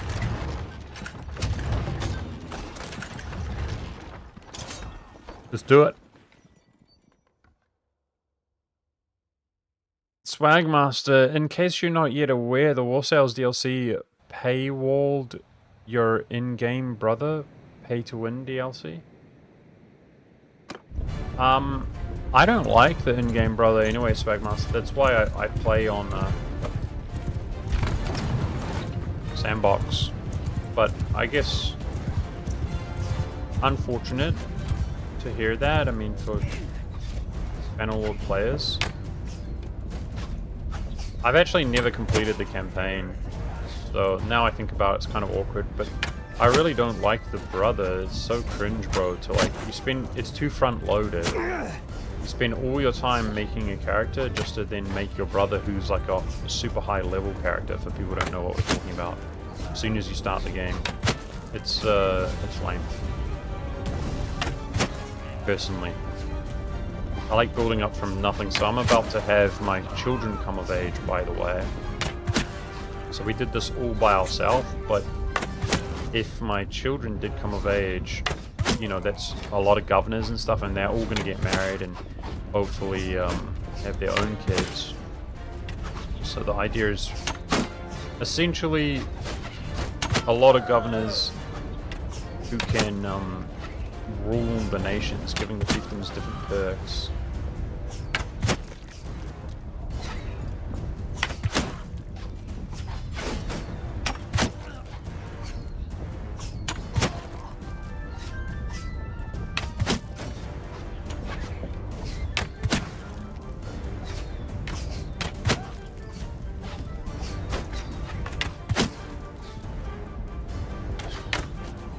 These are recruits. You say WTF is this?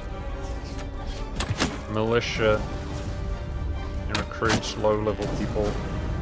They're trying to stand in the shield wall, but this is the advantage of the walls being down.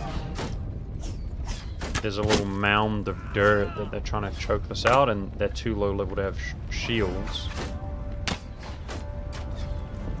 So they're extremely exposed and vulnerable.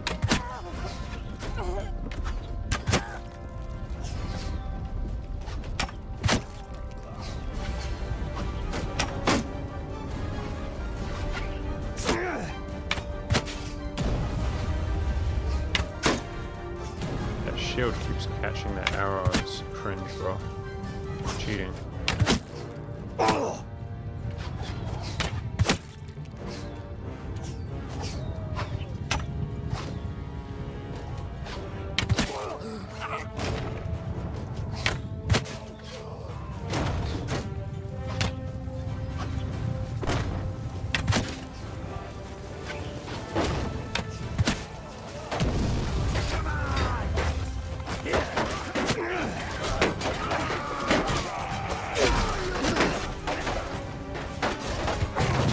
This is my town now.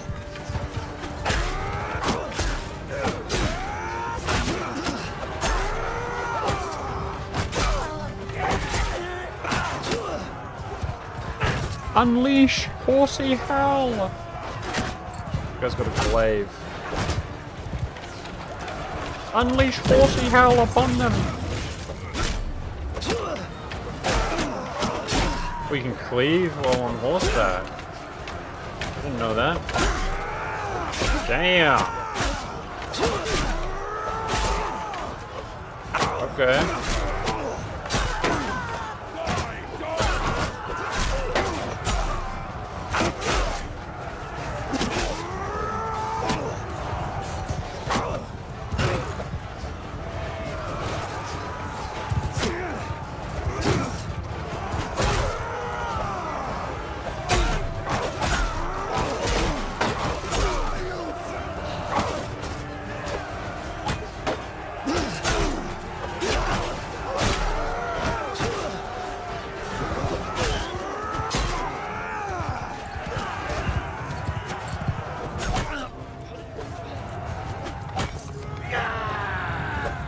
Wait, it won't let me up there.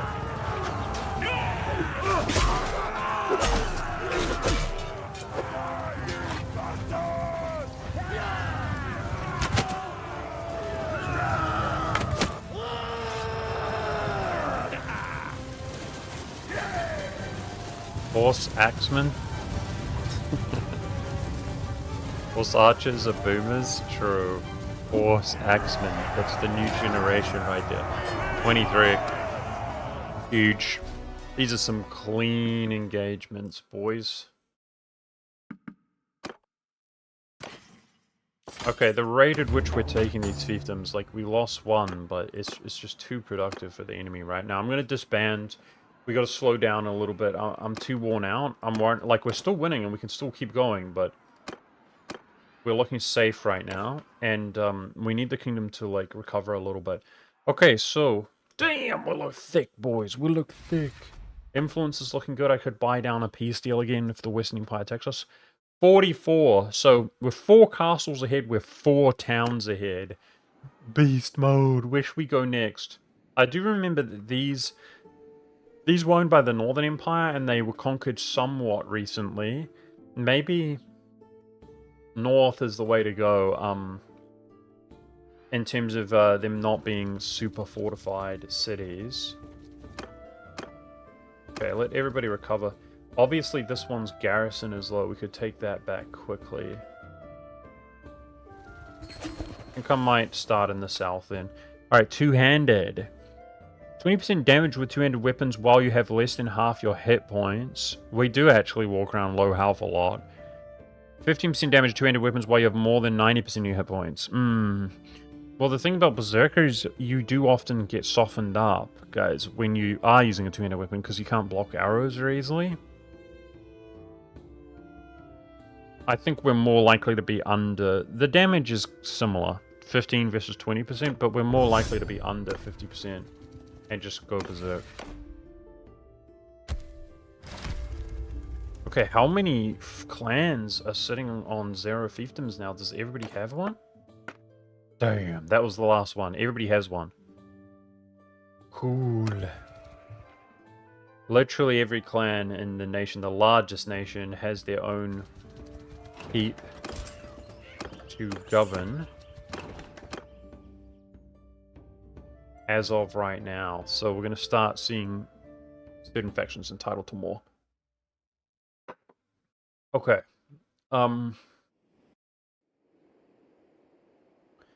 You know, the Kazites can peace out. We know that from this situation with Gales. When they refuse to negotiate, they can offer you a peace deal, though. And, I mean, the writing's on the wall, guys. Like, you're cooked. Look at these casualties inflicted, though. It is comparable. Okay. What do I do? I've got to recruit.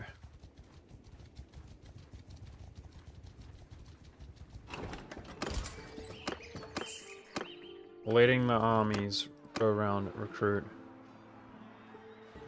Why do I only see... Wait, did one of our parties get destroyed?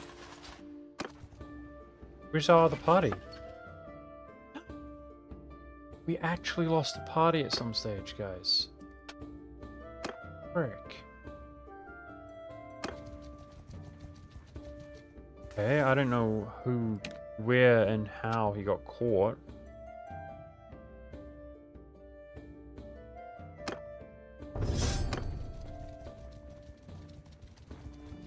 But he's going around recruiting from scratch right now. We'll fit the bull, but look at that, we're on 6 million, guys. This is the most money we've ever had. And realistically, we just don't even need money anymore, do we?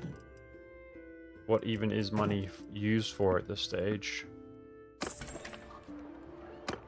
If we were at peace, we could keep going around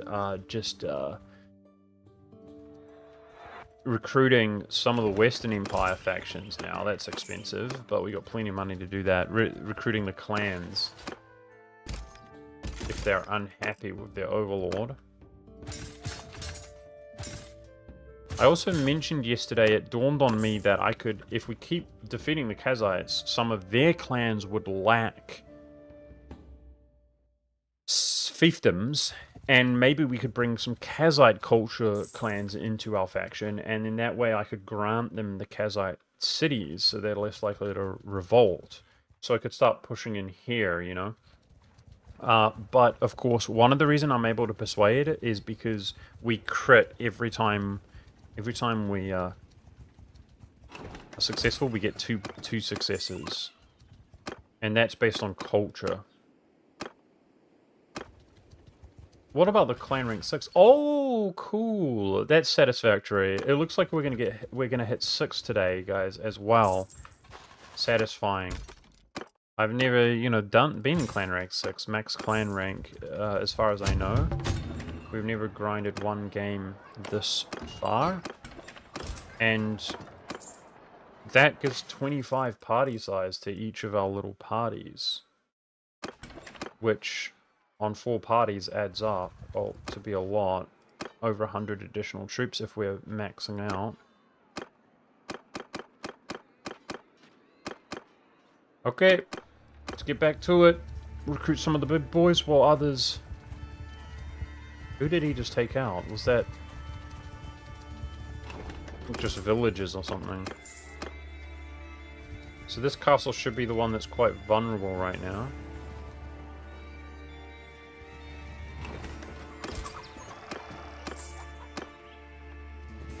Walls level 1? What a joke. Let's take this really quickly. 14? I think that's my youngest, right?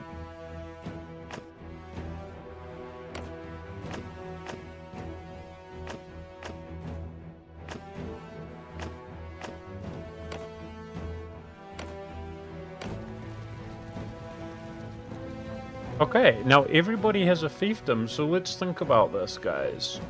Who should... this is the, I'm gonna try to give it to the horse... the Circle and Spear clan, if they want it. The Circle and Spear. A little castle outside of Onika. Their realm. Let's see who the game wants to give it to.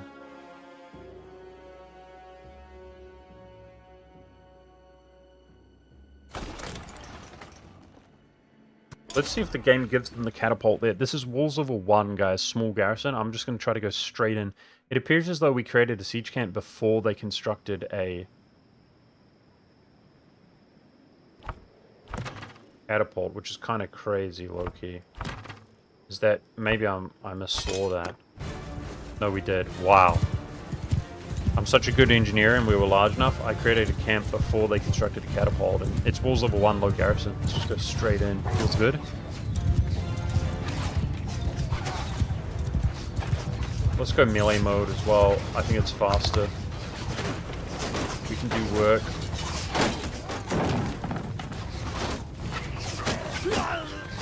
Do your troops have to attack in a siege, or can you tell them to stop and kill the entire garrison on your own? You can auto-resolve it if that's what you're asking. As far as starving it out, which like historically kind of happened, they don't surrender unless through diplomacy or something. They don't surrender, but you can partially starve them. You can't starve them all the way, but it is possible. There are mechanics where you starve them. Just not entirely.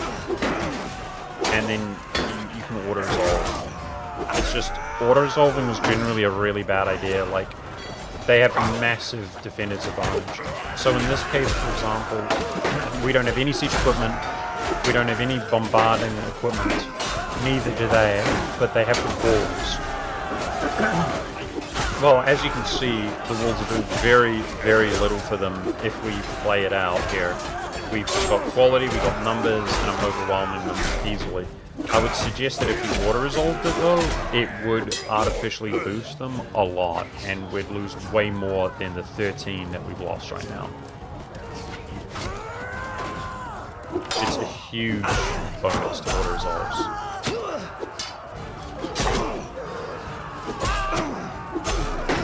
Very rarely do you want to auto-resolve a siege.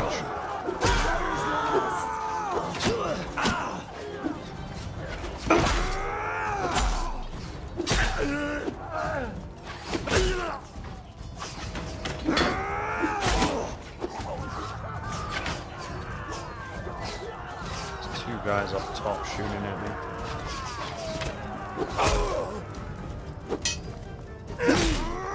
Die, you bastard! Die mucho bastardo! Al bastardo! That's right. Those are the last words he heard, chat. Al bastardo! Perfectly articulate Spanish. Well played, well played. We are Latin.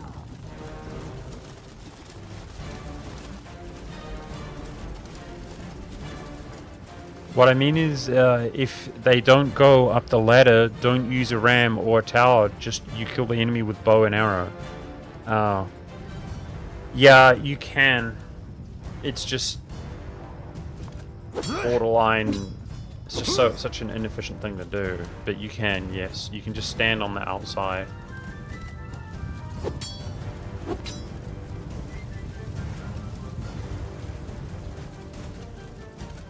And wear them down. What is that guy glitched out? There's one guy over there. I see. So this is one of the castles apparently we freed somebody from prison too. One of the only, in fact, the only castle that we lost. We lost Chaos or whatever, but we've taken that back. Beautiful. So it's nothing but W's here in this war right now. If we take a look. 7 castles to 2 which they've lost. 4 towns, 7 castles. She's a beaut, mate. Alright. I know which clans. Shield and Spear. Okay, this is being besieged. They'll probably take that by the time we get there. What can I do? Recruit along the way.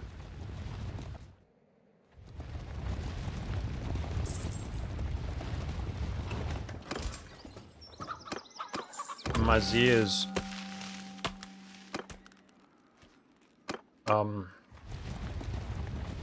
so weak, it exchanges hands quickly. But it looks like it's lost. Just because I'm out of position.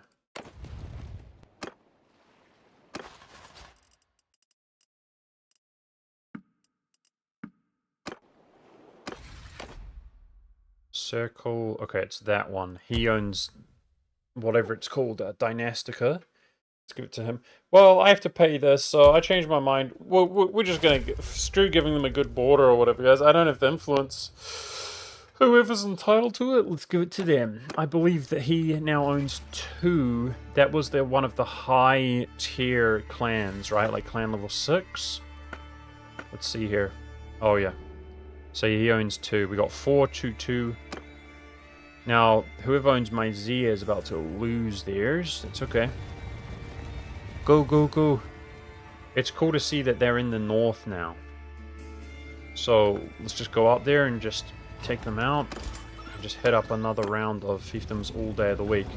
Okay, now, you can't do quick math on how many they have here when you're at war with them, guys. So, if we compare to the Western Empire, we're on 11 and 10 to 5 and 6. 4 and 2. Aha. Azor, I have 9. I remember Vlandia had more castles than us, guys. Ah, right now 12 is to beat. Oh, damn. Landia got wrecked. They had 14. Okay, right now, if I took 2 more castles, we would be the strongest and largest faction in the game, with the exception of the Kazites, maybe. So apart from just counting them, is there a way I can see their fiefdoms summarize somewhere? Because we're near victory, guys. I mean, this is just something we could count as well. Let's see, castles are all down the bottom. 1, 2, 3, 4, 5, 6, 7, 14, 21? They've got 21 castles. Okay. Versus our 10. Okay. We're a ways away. We're a ways away. Obviously, when I take one, it reduces theirs and gives it to us. So we're still a ways away from being the biggest faction, but we're pushing for it. Let's go. We're going to have to start aiming their castles specifically. Because I think if we look at towns, 7, 14. See, they've got significantly less. Yep, so we only need a few more towns from them, and a lot more castles. At this point, there's no way to lose, right? Well, with our kind of competence and position, it's going to be difficult to lose. But yeah, of course there is. There's always ways to just throw and do bad decisions. But yeah, we're steamrolling them. Exactly. Holy, look at them all. Isaiah does have... Wow, we're actually going to make it? I think we're going to make it. The dream. It's 300 inside. Just make it in there, and then we repel 2k. Oh my gosh, we're going to make it. Now, this is the battle. This is the definitive battle, like, of the war. They're cooked after this. Somehow, they mustered 2,000... plus troops all on this one spot. Lose 150 to break in, guys. Just to get obviously rinsed in this battle. We outnumber them, we got the walls, we got the quality. So they're cooked after this. Let's just go push and take their fiefdoms. We'll conquer it. We'll conquer it, don't worry. Okay, we've got 1 catapult, a ballista, 3 catapults. Oh my gosh, they're cooked.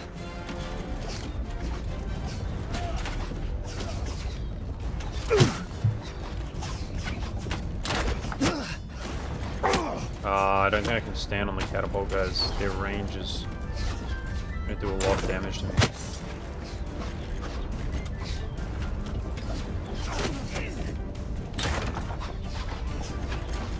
Cool, you can hit the ram. We're hitting the ram. Hit the ballista.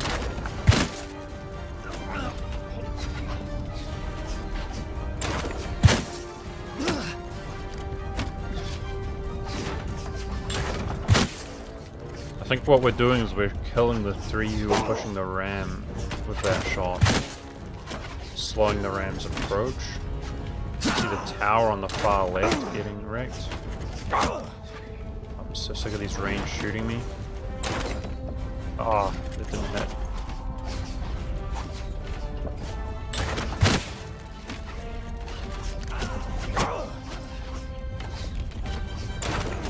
I don't like how much damage I'm taking right now, but I wouldn't be taking this kind of damage if I was just shooting my bow. Alright, nobody else is hitting the ram right now. Is it wasting shots to shoot that? I'm softening it up, but...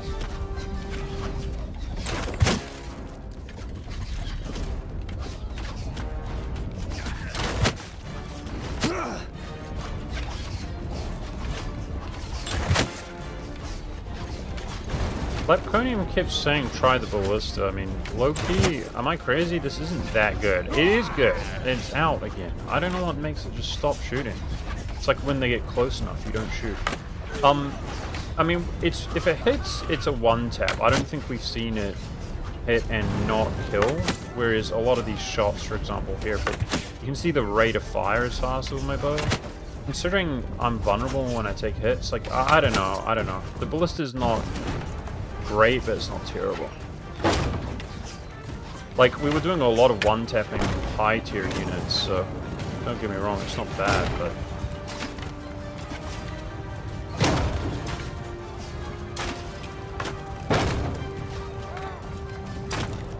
I'm seeing a lot of red, guys. This is stressing me out a little bit. They're doing great right now. There's going to be reinforcements on either side, remember, because there's so many. This is high-tier infantry, so I definitely want to be here.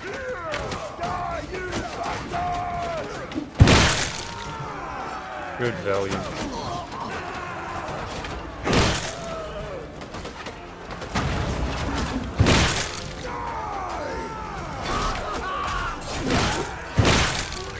I think that's enough of that. Let's go look at another area.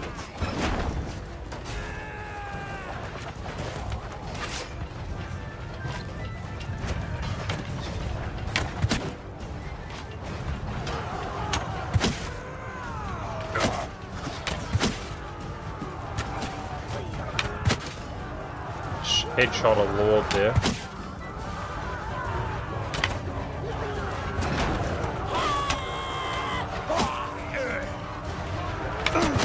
Azoids are OP, man. It's their mass archers because they have 3 different types of archers and they're all good. I'm telling you guys, they're better than the Battanians. They are, dude. The Battanians have the S tier archer in the game, but there's only one type of them. The Plague. So, it's like quality versus quantity, right? Except, they're not bad. They have the quantity and their quality is decent. It's because, guys, we're losing. I'm stressing out. See the top? Dude, please stop trolling. We need, obviously there's reinforcements, like it's still early, but I'm stressed. Okay, that flank is fine on our side. But don't panic, don't panic. It's very difficult to tell who's winning or who's losing. Just stay productive. I don't know where these strong armies came from. Because their quality is crazy good. You see this? These are mid-tier units. This bow recovery ammo. Die, you bastard! Stop shooting me.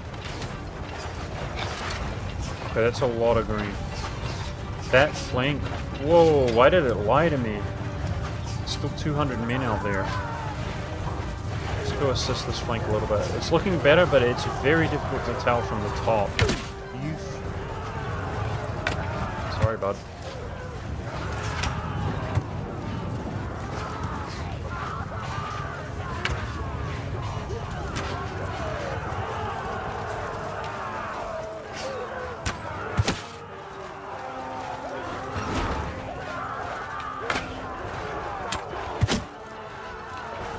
Alright, maybe it's a yellow card deserved. He's running in front of me.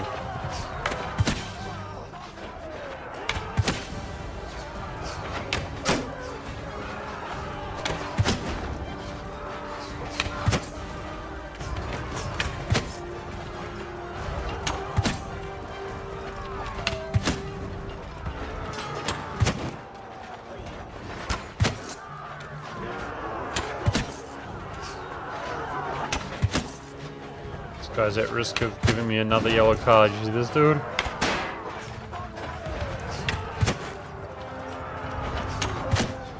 Look at this dude! Hello! I'm taking care of business here, dude. You can't see me taking care of business?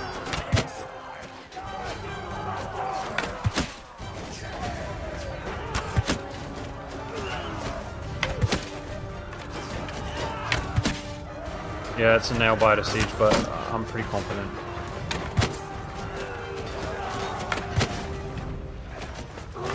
Dude, their quality is crazy. I think these guys were up north doing something else, guys, the whole time. They got crazy quality. I'm stressing, bro. I'm actually panicking. There must be bombs up there. There must be bombs up there. Let's go for the bombs. This is not good. I mean, attackers lost more than defender. We had the numbers, right? We're winning. We're winning. We're winning. There was a catapult up here, wasn't there? Bruh. What happened to the catapult?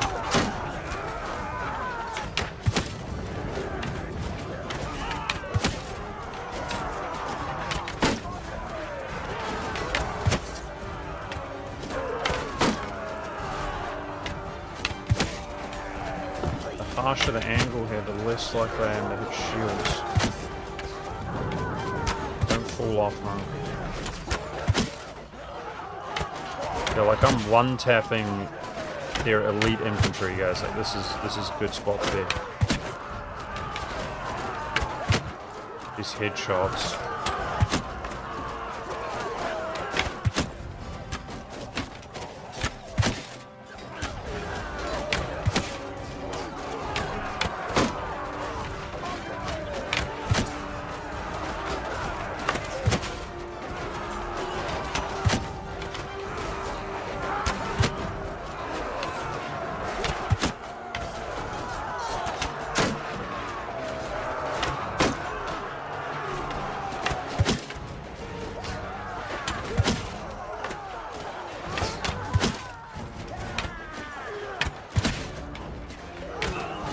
See how so many of them are called Sturgeon if you're reading the names of the people we're killing?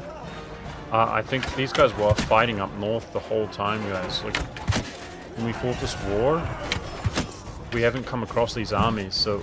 Brother! The red is freaking me out. How worn down are we getting? We got reinforcements coming surely, right? Sheesh.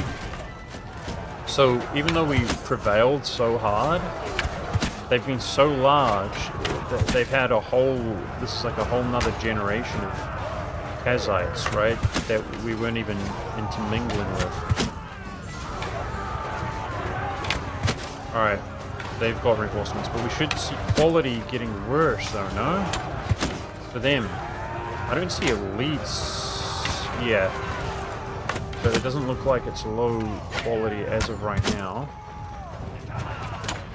Oh, they're still sending in cataphracts.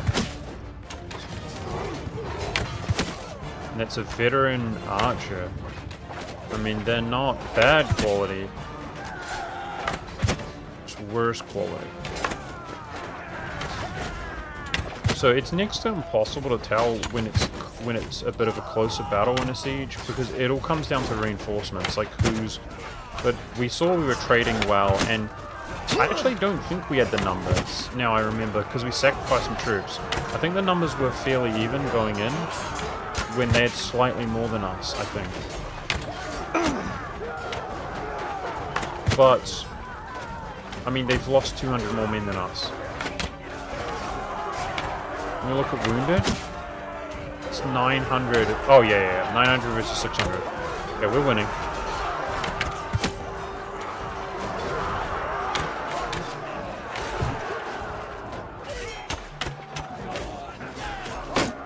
I hit a shield there with that shot, guys. Remarkably good shot. Okay. Should we move to another angle? This angle looks safe, and they're not moving here. I'm moving. They're not coming this way. Okay, axe is faster than bow. Yep, this flank is defended, and they're reinforcing the other flank. Go. Excuse me, guys. Get out of the way. Oh, horse. Look at this. Yes. Let's go. We're Superman by now, chat. We're zipping about. Go.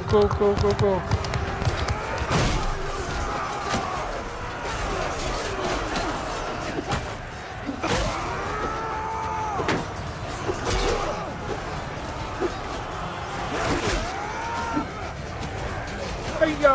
Juked him!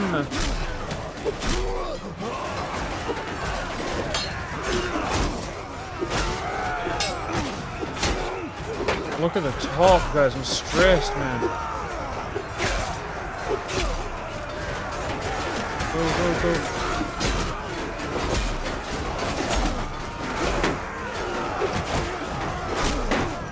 Obviously, somebody just said before this, there's no way you can lose, right? What do you think? This is one war we're fighting. Like, we could get dogpiled in wars and then we could have no influence. I'm going down, guys. I'm going down. Monkey finds a way. Shut up, dude.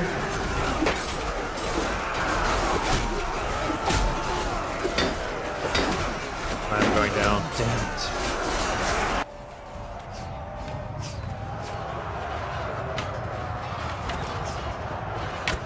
I mean, we win this, but look at all the red! Oh my gosh, I'm stressed. Oh my gosh, look at that red on the right. Frick!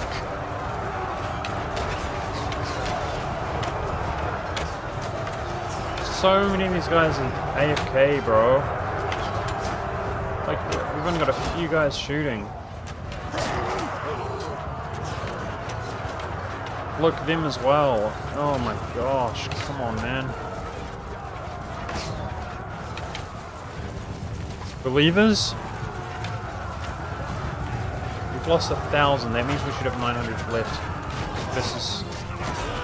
Bro, it's going to be close, too close for comfort, but I think we win.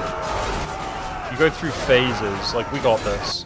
See, I think more reinforcements came in and they're moving, advancing from their position. Surrounded, there's lots of green. Let's go.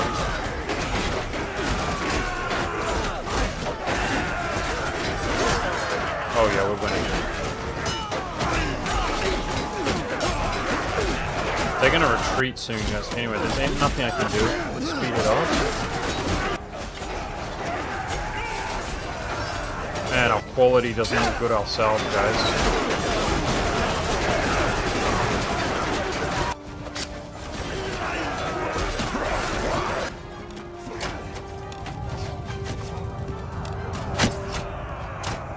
Yes! Jeez, bro, that was a stressful battle. Let's go, dude. I choose to live to fight another day. I trust. Enough. That was crazy. I Holy. give up. Enough. Stop. Enough. 8 troops back. With heaps of prisoners. Take some elite cataphracts.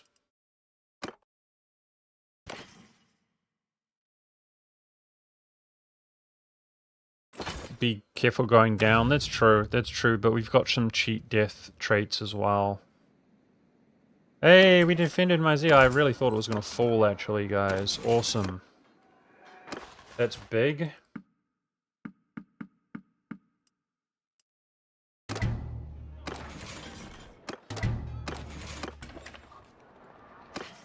Whew. That was bloody intense, dude. Okay. Well, we've got 500 wounded. I mean, we're no pansy of a force here. Where do you think we go? We just took out, like... Their quality diminished like crazy, guys, after that. I'm convinced of that. I don't want to border Sturgia is the thing. So really, we want to prioritize castles more than anything else. I think, honestly, I'm going to hit this, this, this, this, like that. Come down here, okay? Let's go. That's what's up. Go, go, go, go, go. SRI just attacked us. See, this is what I'm talking about. It's getting worse and worse, guys. So that cost me 260. See, that it's not like it's just free. Like, we're doing great. We earned this, but it's getting harder and harder. Now I've got to spend influence to keep this going.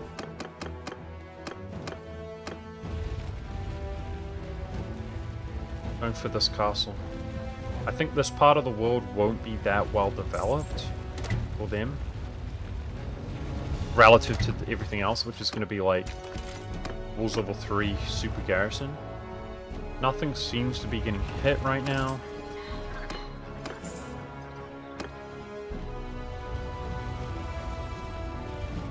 This army hasn't been together for too long. Sturgeons attacked me, bro.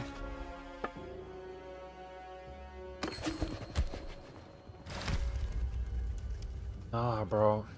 Why is it getting so hard now, guys? It's because we're showing signs of vulnerability, I think. Okay, my influence is getting low. I'm stressing a little bit. 500.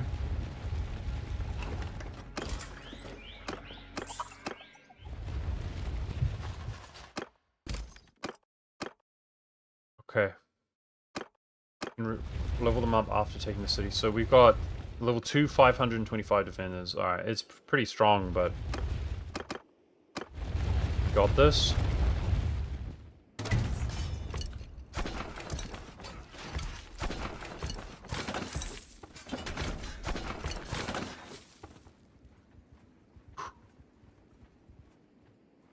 Would I consider some cav-only army? Not really.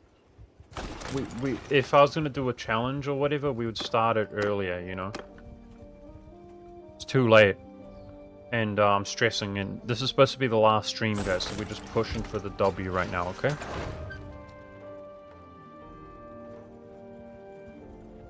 And it's, you know, it's challenging, as you can see.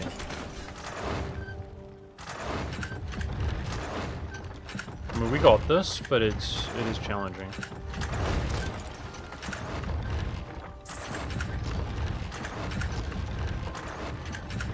Different nations are beginning to attack us. Right when you think the Kazites are on their last leg, they put up like the biggest defense, one of the biggest, most intimidating battles of the war. Okay, we got a tower. Let's go. Just kill their catapult. There it is.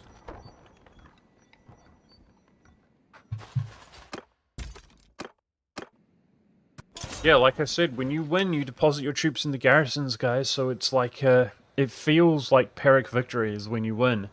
Like, you just keep getting worn down and down and down while fighting, and it's tough. We just keep going.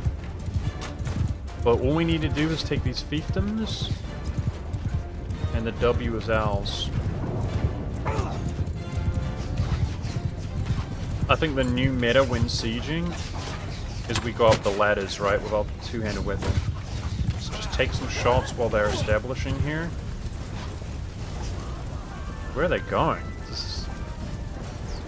Why do I feel like there's... You guys are running off the map there, guys. Do you even know what you're doing? The ladders are over here, boys.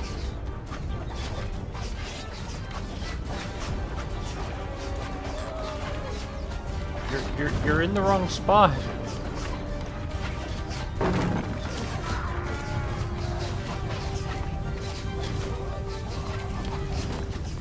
gonna push the ladder down.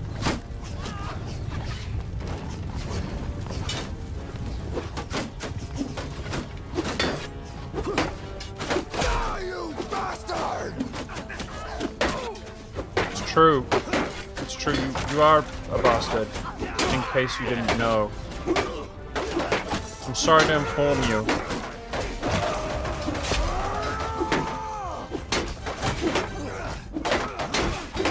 Being pushed up by the guy behind me, by the way.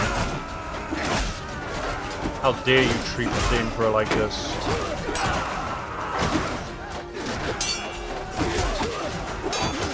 Fire that guy off with his head. Off with his head after the battle. Look what happens to me. I get pushed down now because he pushed me off.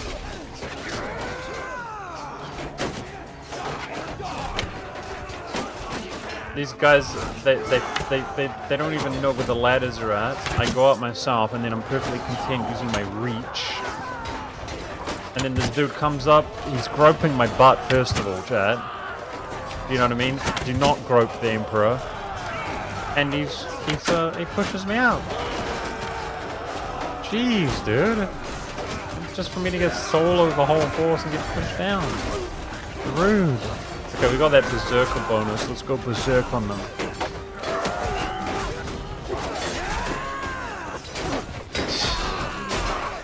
Let's go, go.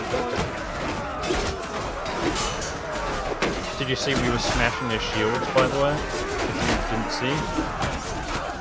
Two-handed's pretty cool. It'd be pretty cool to do a warrior build. That's what everybody does when they're noobs. I'm not hating, but like our build's way better.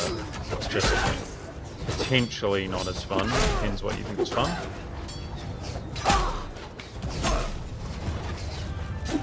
You bastard!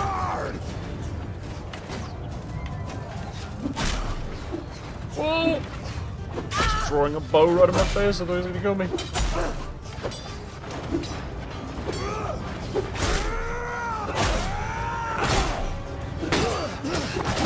Oh, I'm getting zerged by noobs.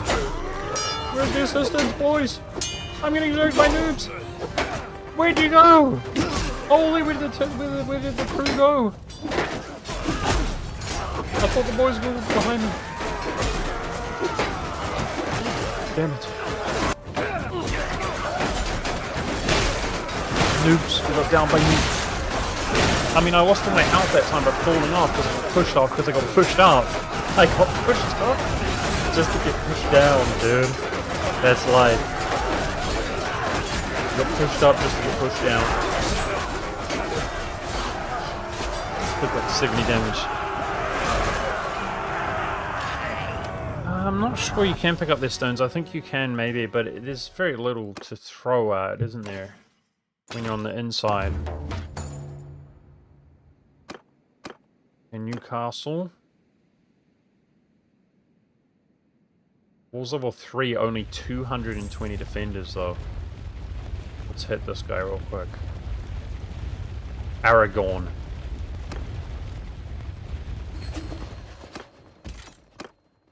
Aragon has plot armor, guys, but only when he fights for good.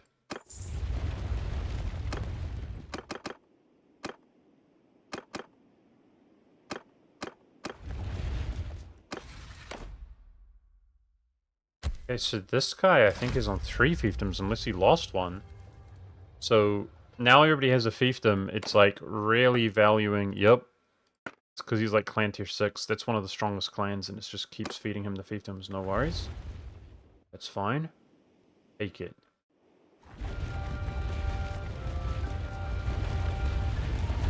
So just based on sheer numbers, these guys are cooked. There's not many defenders inside.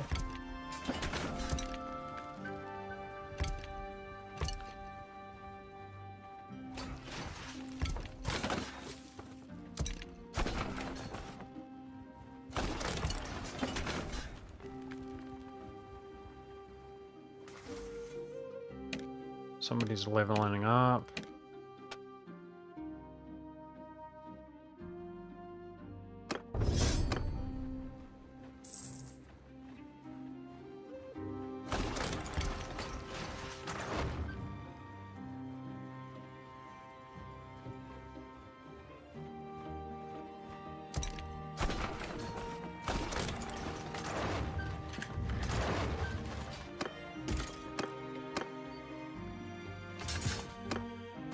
So if you guys recall, they did have more towns than us as well. So it's important that we take towns, but I'm trying to focus castles above everything else.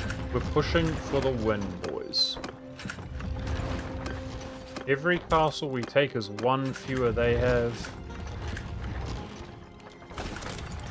So it's basically changes the winning variable by 2. We gain 1, they lose 1.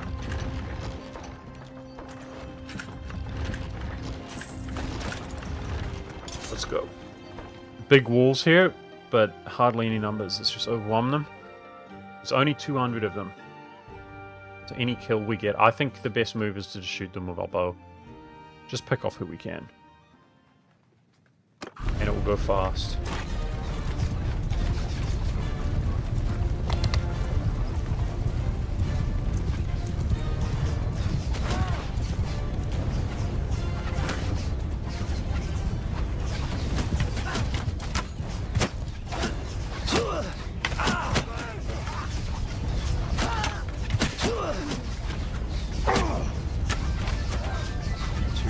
That went right over his head. It's actually at head level right now. If we just shoot at head level, we can hit shots hopefully.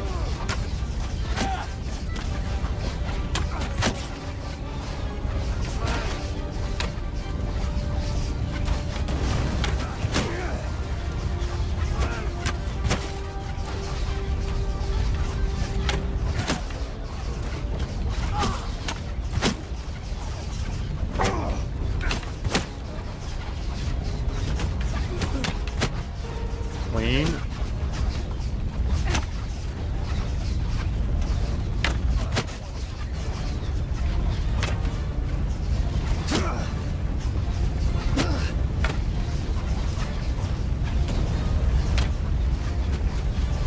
so clean.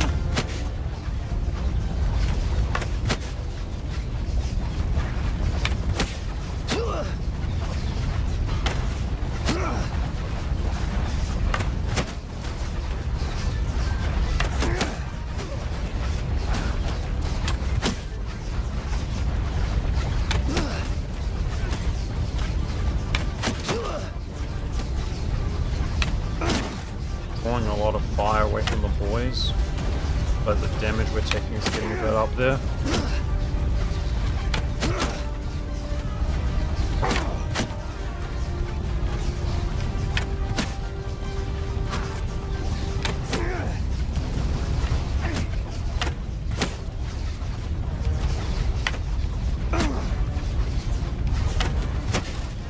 Lucky.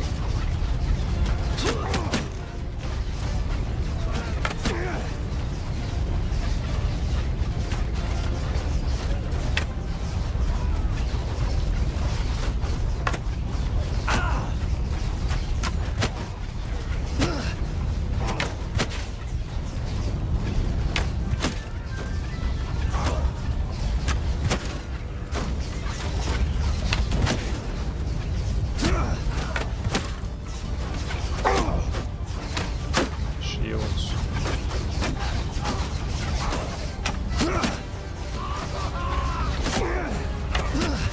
Taking too much damage here.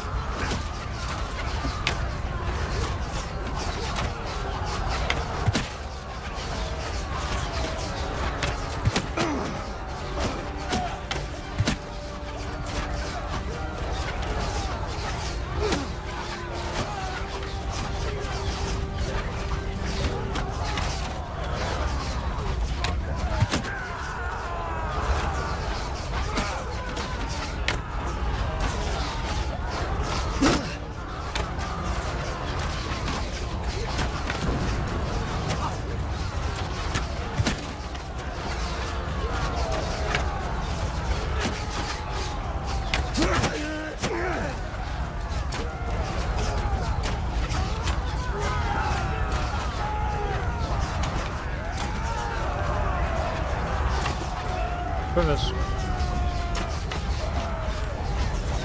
Juicy.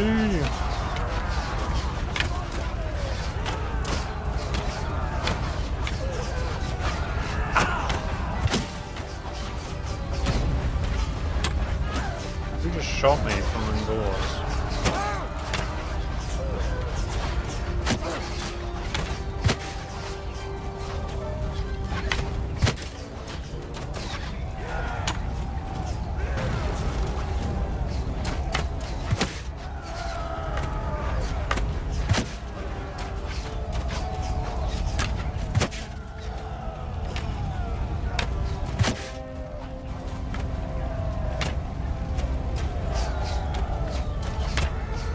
Oh!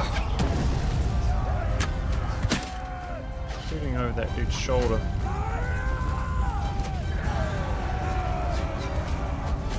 Okay. This is Wolves level 3 town falling. We're gonna stack it full of more defenders than it had here initially. Actually defending the province. See, there's a dude there. There's only 3 inside. Take him out, baby. Do more.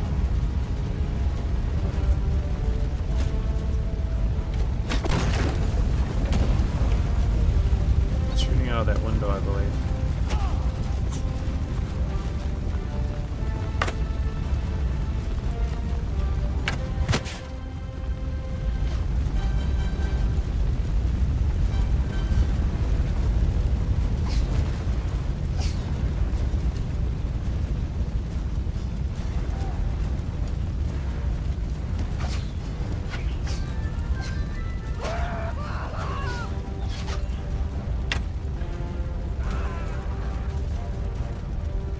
Saw her moving in there.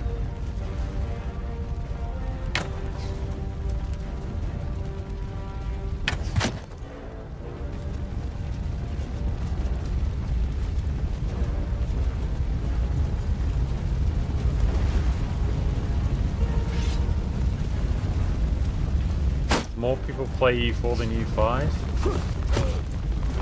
Feels bad, man.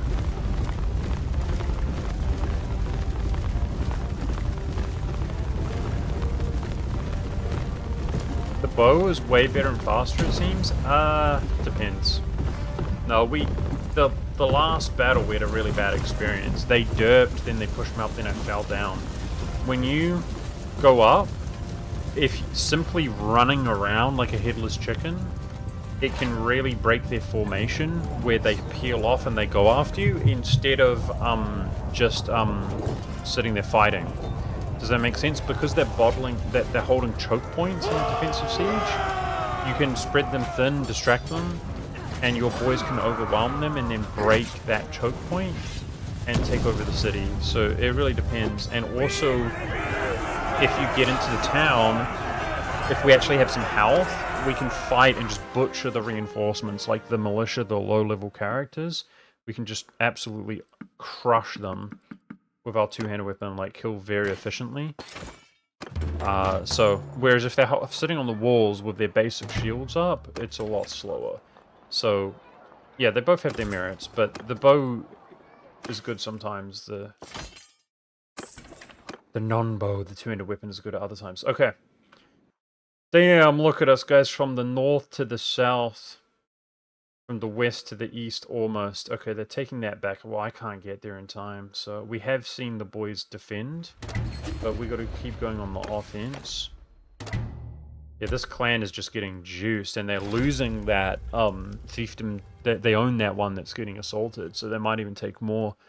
But if I'm not mistaken, they have 4 just like I do. Did I hit? Oh my gosh, I hit clan level 6, guys. We can get another companion. But considering we're maxing armies, it feels like, what's the point? I don't need it in any hurry, not at all. If we take one more castle, we're on par with the Sturgians. We gotta take more than one.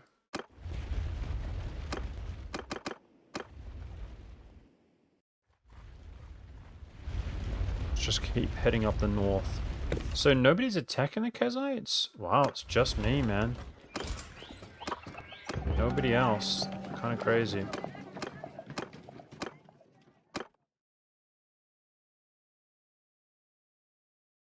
We're definitely getting worn down ourselves, guys, but I'm going to keep going. Just go on a roll, on a roll, on a roll. Castle, castle, castle. And then we're going to come down, okay? To Saronia. Recruiting from these villages. To reiterate, when it's empty, guys, the other parties have done recruits. So stopping it is good. Okay, walls level 2, 4, 7, 5 inside. Is there any way the boys can defend this castle? We've seen them do it before. How's the food? The food's crushing. We're fine. Diversity's getting down a little bit, but we're definitely not starving anytime soon.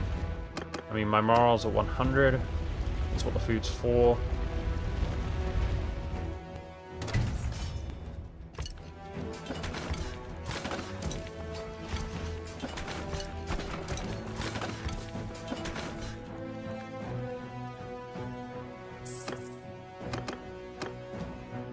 A little bit concerned about influence if I have to keep piecing out.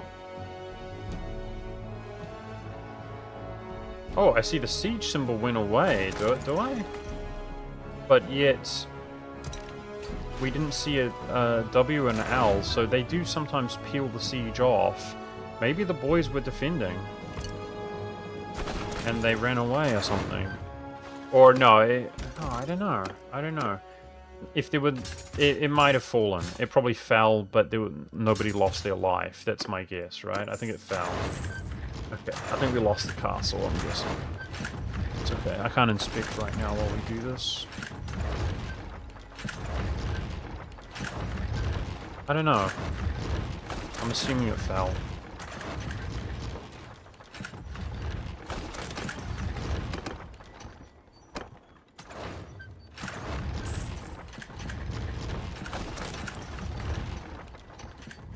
Okay. Ram's about to come up. Alright, let's go. Oh boy, guys. It's a grind, but we got this. Almost there. It's about twice as many defenders this time.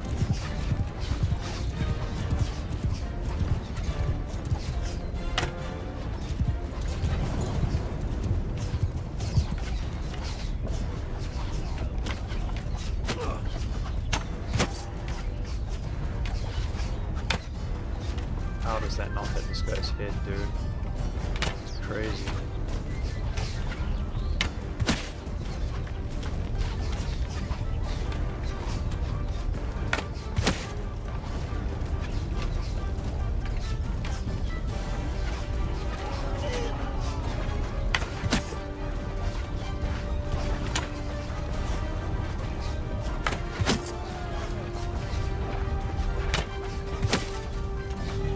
That was a good shot if I do say so myself.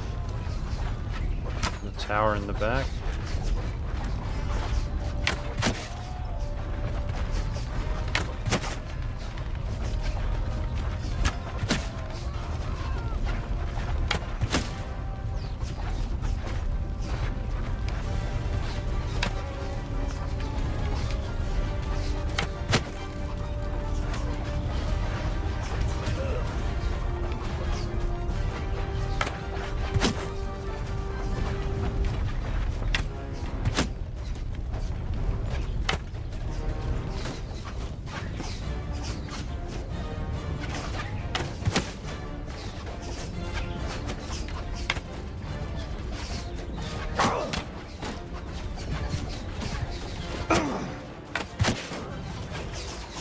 I've run out.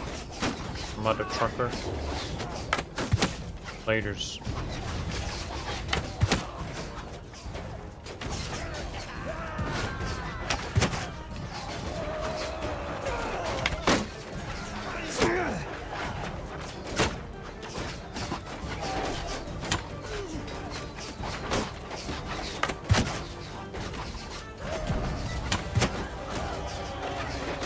Going up.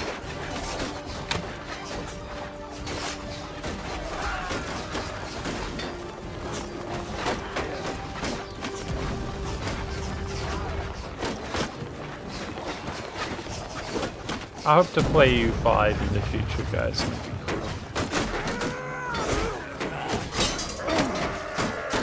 Doesn't seem worth the time right now, though.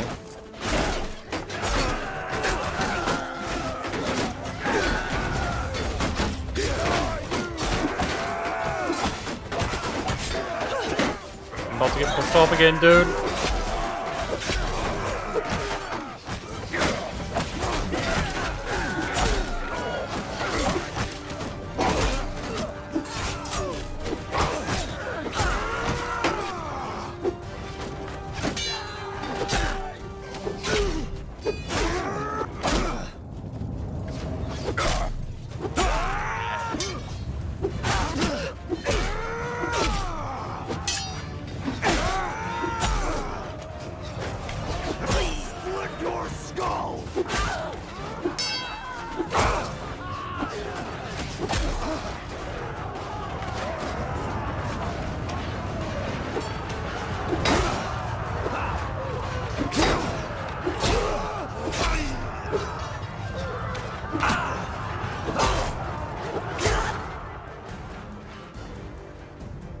Rocket just landed on me.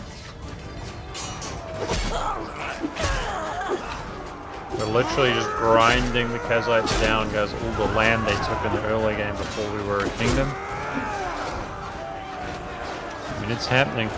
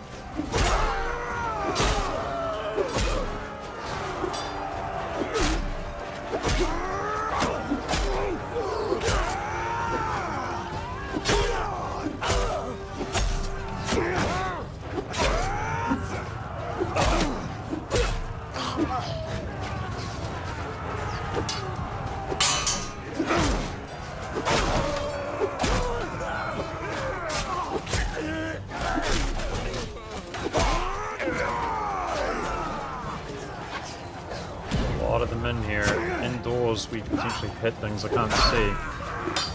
Kind of stay away from the posts.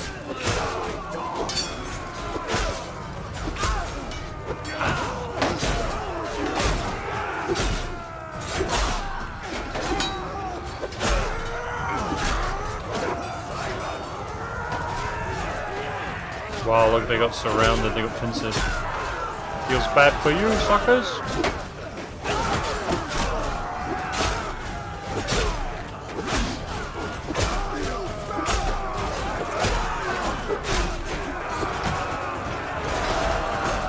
Okay, who's next?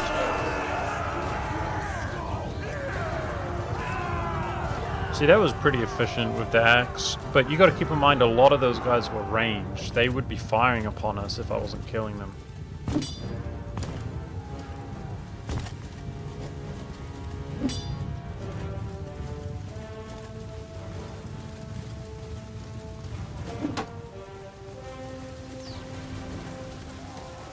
I did try the other weapon. The weapon handling and speed is so low. It's longer, but the long also has a bit of a detriment where when they're close to you, you do very little damage because you're hitting them with the stick part. So the length has a good advantage. It's probably better on horseback, but it's too slow. Because you're hitting them with the stick part, the damage is lower, even though the weapon damage is higher. It means the best strength of it is its damage. Well, the damage wasn't really there either, so we didn't like the Bardache as much as the shorter axe. Okay, go, go, go, go, go. Level 2, 600. Let's take a look. So we lost this, I'm assuming, right? Yeah, we lost that castle. Unfortunately. Okay, I'm going to stop nearby and pick up recruits in these little villages.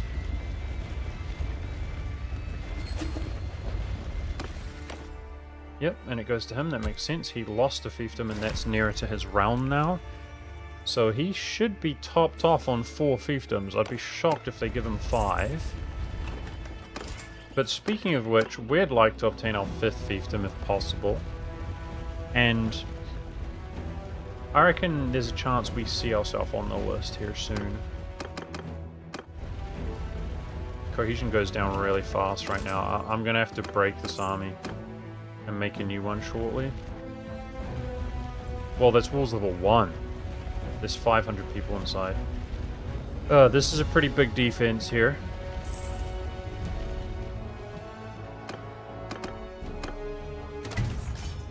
Walls level 2. It's a tremendous amount inside.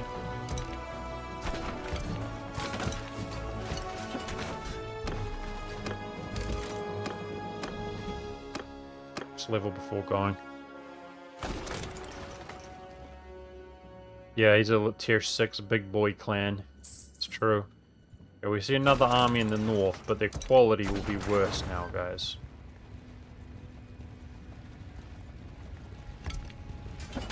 Oh, hello. Okay, 2 armies.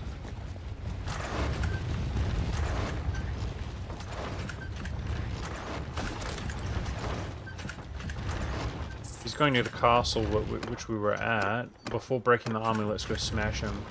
So we'll assault this here shortly, and then go smash them when they shouldn't retreat.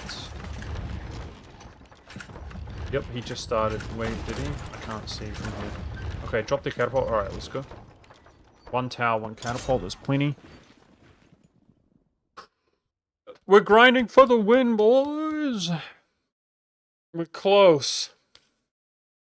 We got this. That castle that they took, we could take back in no time, because the garrison will be lower and stuff. Pretty sure it was Walls level 1. I'm sure we'll end up down there at some point. The score is disgustingly in our favor, lap. We're probably like 50 war score. I'm actually surprised they haven't offered us peace deals, actually. We're crushing on the war score type situation. But it's the, I'm pushing for the actual win here, which is to have the most fiefdoms, but not all fiefdoms, towns, and castles have to be the most. Hitting the stone.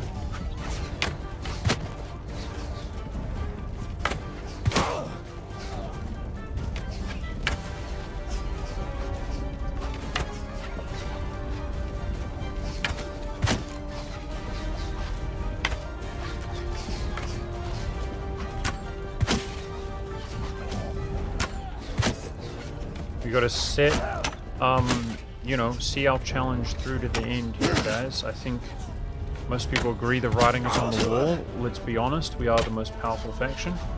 But they've already given us, you know, a lot of resistance randomly. We've got to assert ourselves, and you know, there are certain limitations, like my influence sometimes seems low.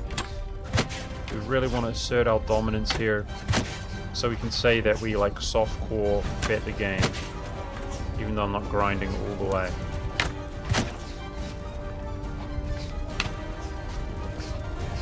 Because it's the first time for me.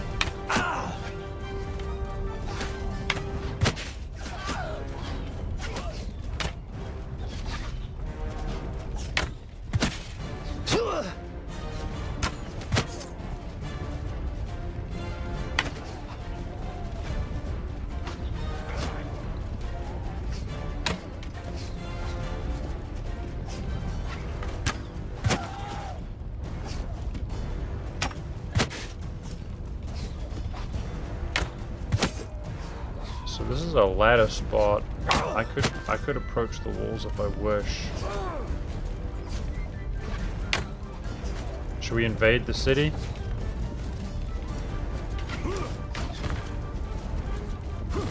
Let's try to do some sneaky backdoor. There's not many defenders on the right here.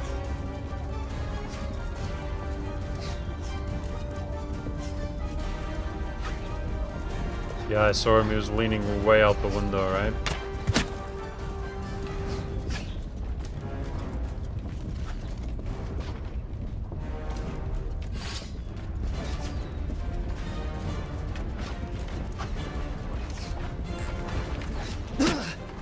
Uh-oh. They got a beat on me.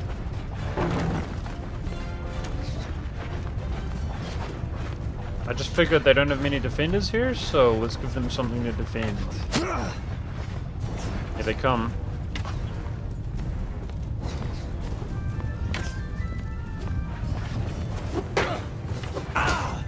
Oh, that's so lame, bro. Okay, okay.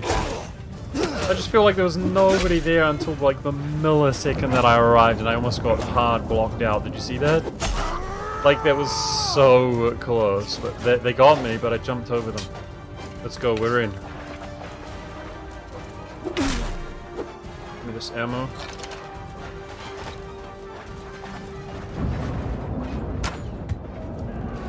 Have fun defending while you get shot in the back, suckers.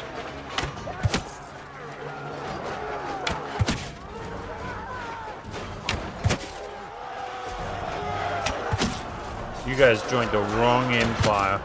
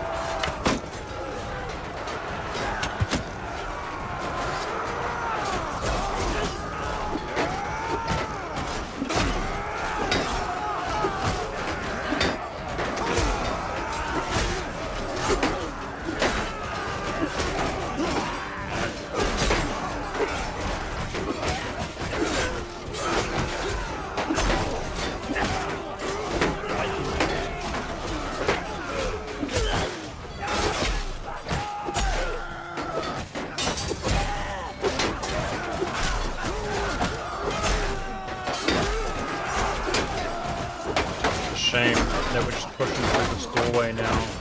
Maybe I should move somewhere else.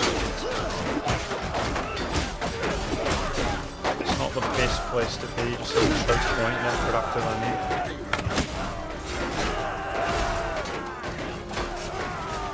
Yeah, quality's good here.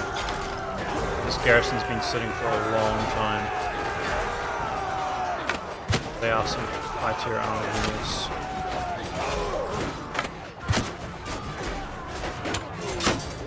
Reinforcements.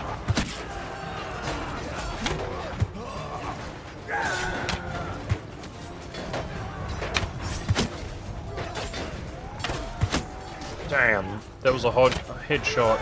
while he was strafing by. Proud of that shot.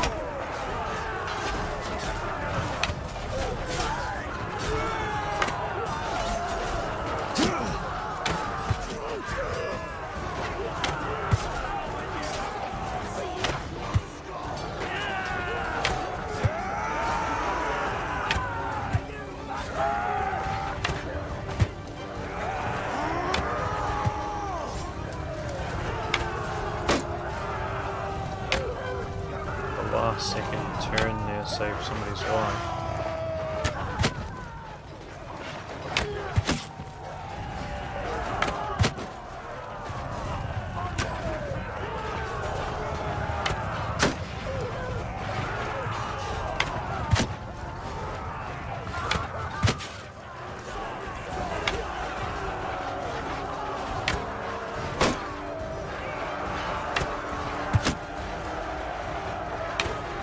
So if we finish this today, guys, I often lately, just like XCOM, I might take one day off, just chilling. Because it's whatever, it's fun, it's chill, but I have been streaming every day, so maybe I do, maybe I don't. No promises. But we got to think about something else that we're going to play here. The main priority for me is have some fun, so I'd be open to suggestions for sure. I mean, this is not work, guys. Like, I might just stream anyway. Do you know what I mean? This is chill. I do labor, guys, and I get a bit sore, and I do my gardening as well, and I walk my dog. I've been doing like there's steps here, like it's a track is what it is, because I live in a suburb but near rural, and I live in the Waitakere Ranges, and I've been walking steps to try to get in like good shape, and it's like, damn. What type of dog do I have? It's a lurcher. It's not a purebred, but I think they call it a lurcher. It's a sort of greyhound lurcher hybrid, I think. But it's like a small greyhound though. Greyhounds are, I think they're one of the tallest dogs. They're super thin. She's thin, but she's small and thin. And she's very, she looks like a hyena. Got a spiky, she's quite intimidating looking, like she looks like a nasty dog, and unfortunately she's a little bit reactive. Like if there is a dog yapping at her, she'll get mad. So she's not the most sociable dog, but she's lovely. We love Frankie. Yeah, we did suffer a decent amount here, 150 casualties, a lot of wounded, but that's okay. We're in. New city is ours. Beautiful. And I want to go repel that force. We're large enough before my army breaks apart, and then I'll feel comfortable to disband our army, lick our wounds while they're licking their wounds harder. Can't start Kingdom Come Deliverance 2 before Kingdom 1 is done. Yeah, we could. I'm not going to play Kingdom 1 from the beginning, but we have the save file. Obviously, Lapconium remembers around about where we are. I've never been in the game, but I have gotten to, near where we are multiple times. If we do Kingdom Come Deliverance, we're going to load up that save file as like a warm-up to play 2. But playing an RPG game like that, like, don't get me wrong, I love them. Those are like my favorite type of games. But they're such an investment, guys. Like, they're not that good to stream. I'll probably get even less interest than I have now with people watching once you're deep in the game. And you can just go on and on and on for hours. I'm not sure that's the one right now. I do have the game I mentioned, which is about a week. I'd like to give it a go. I think it's a little less than a week. The embargo comes down, and I want to play that. But I don't have to play it on the day.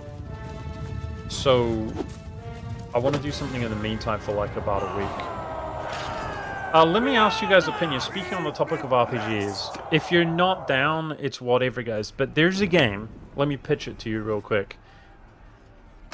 Many of you probably have heard of it. Some of you probably haven't. It came out years ago when Game of Thrones was like super hype and new. And it's a Game of Thrones RPG. Now, hear me out. the game, in terms of visually, doesn't look very good. The gameplay is pretty fun.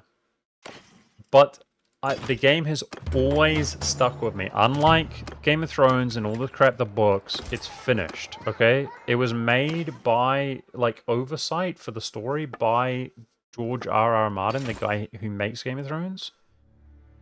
And it's actually a complete story. And pretty much, there's two main characters. There's literally two main characters. They're both main characters. One of the characters is one of the coolest characters ever. He's so cool. Anyway, the game's not that long for time. Would you guys be down to just play it through like movie time? Do you know what I mean? I kind of want to show you guys. Anybody actually play the game I'm talking about? The Game of Thrones RPG Moors? Do you guys know him? Beast. Oh, cool. I want to play it. I've played it before, but I want to play it. Let's see it. So would you guys be down to do that for the next few days? It's not that long of a game. So that's kind of what I feel like doing. So in terms of the textures and stuff, the game looks like it's about 8 years old, but it's kind of scuffed on the engine and stuff, which makes it look even older. Like, it looks well over 10 years old, easily. But it's good. It's good. It's like Warcraft? No. The gameplay is... It's kind of like Neverwinter Nights. It's like, if you remember that RPG, which I've also played on stream. It's like, can we catch this? No way I'm faster than him. Despite being so much bigger, we're faster. But that's in the woods, though. Are we actually faster?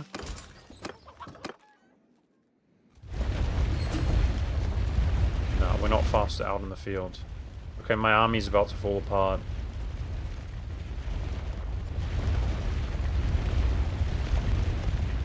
Alright, let's disband. Check them a little bit. So somebody started an army after we disbanded. Alright, everybody's safe-ish. Let's go look our wounds then. He's definitely on the defense. Yeah, it's like it's like an action combat game, which is trash, but it's not like that. That's what it's like, but then you enter combat and it goes slow, pause, and it's like tactical RPG. Like, attack this guy, you know, you queue up this move on that guy. That's what it's like. You know, the game, like I said, the gameplay is pretty good. It's nothing amazing or revolutionary, but it's pretty fun. But it's all about the story. Like, the story's actually good. And I'm saying this as somebody who doesn't like Game of Thrones. I never liked Game of Thrones. When Game of Thrones came out, like, nobody knew of it. It wasn't popular at all, season 1 on come out, like when it launched. Nobody knew of it. I got in early. I'm like, this is amazing. Absolutely amazing. I love it. Man, this clan's getting fat. They're fatter than I am, debatably, guys, on fiefdoms. He's huge. I mean, I have multiple towns, but so does he. Thank you for the frying, dude. I appreciate that, Chiriki. So, I liked season 1, and I'm telling people, I remember telling my little brother, who's a big reader, look at this guy's realm. That's so cool. He's a beast. Make sure to protect this. And my little brother had read the books, okay? He's the only person I knew who's like a hardcore reader who'd read the books, and he says they're absolutely awful. He's like, they're trash, they're rubbish. I'm like, come on, man, they're cool, you know, the thing. And I'm telling him, I'm out here advocating for Game of Thrones. I'm like, listen, man, I could see how maybe you're reading about a zombie who's like a frozen zombie, and they're moving fast around like ghosts. Okay, fair play. Sounds pretty bad, but it comes across good in film or whatever. So I'm out here advocating for it. Meanwhile, first season finishes, second season comes out, it's absolute garbage. I hate Game of Thrones, it's trash, and that's a hot take because everybody hates me, because you're all trash. All of you are trash. Off with your heads, okay? It's garbage. People are like, they're like 10 years later, they're like, oh, it's so bad all of a sudden. It's been bad the whole time. Are you kidding me? It's about some like hoe who cheats on her husband after he dies with like some guy. Like, it's so bad. I don't. It's like watching a show about demons reveling in hell. Oh my gosh! And of course, Americans would like it too. Guys, this is... I just gave a bad take that everybody disagrees with. You need to give me props for this take incoming. Americans, I roll. Listen, these two opinions are held simultaneously. I'm talking about in general, not all Americans, by Americans. These two opinions are held simultaneously. Chat, listen. Americans are like... They're like, oh my gosh, how awful. She's a princess and she has no rights. Oh, she's just, her whole life is to just marry who she's told to marry, and she has no self-determination. Oh, it's awful being a princess. And they have that opinion, and simultaneously they also have the opinion, oh my gosh, princess, ruling class, how awful for everybody else involved. Inequality much? Inequality? And it's like, do you ever stop to think that it's like, it's not actually just like awesome and not actually just terrible, and that it evens it out a little bit? Like, am I crazy? It's like, yeah, it's really good and really bad at the same time, which balances it out a little bit. Like, are you retarded? I feel like I'm just going crazy. Anyway, so Americans, of course, are like, it's an American show made by Americans. It's not some Tolkien stuff, right? For Americans, and it's just like, what is it? It's like, it's a show about like, I'm the king, I'm the lord. You're dead. I'm fed. I'm molesting you. I'm molesting. And it's just like, oh my God. I hate that show, bro. It's so garbage. Like, it's just brain rot garbage. The first season is like, okay. But anyway, it's just like, I'm a king, so time to get abused. Like, that's like Game of Thrones in a nutshell, dude. It's so dumb. Anyways, so this game is a small, concise story. I'm not even a fan of Game of Thrones, but it's actually good. As somebody who doesn't even like Game of Thrones. I mean, it's got a great atmosphere. You know, the universe. I'm not actually sure I can pull this defense off, guys. The equality is probably bad, but we're actually so worn down that I can't muster a defense. Let's see, is there anybody nearby? 0 days. We could get 69. That looks like him. I really don't want to take a risk at this stage. If I can make it, we can win that. Come on. Oh boy. Slightly concerning.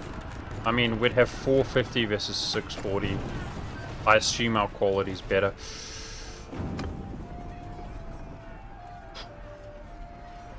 Shoot. Look, we're in a situation where we don't lose the game anymore. If I lost this battle, we don't lose the game. Like, it would be an L, but we're a stronger faction than them, period. Sorry about the American TV shows. It really caters to the brainlet, to be honest. Yeah, no, you're good, Surge Masters. I'm obviously just memeing, but it's accurate what I'm saying. No, you're good. Don't feel defensive or anything. You're good, man. Like, I know full well Lambert's the old school homeboy. He's in here. He's American. I'm not taking... Not individuals, but... The shows are so dumb. Like, you literally have... I mean, I made my point clear, but it's like women are just like, oh, it's awful.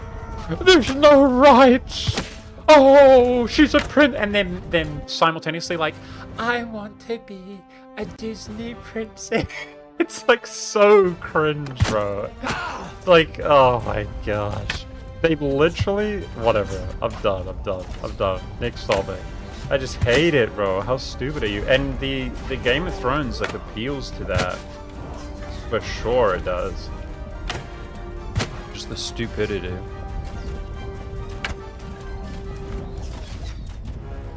I don't like Game of Thrones either. Yeah, it's rubbish. Hey Petite, nice to see you. I saw you tune in earlier, but I was mid-rant.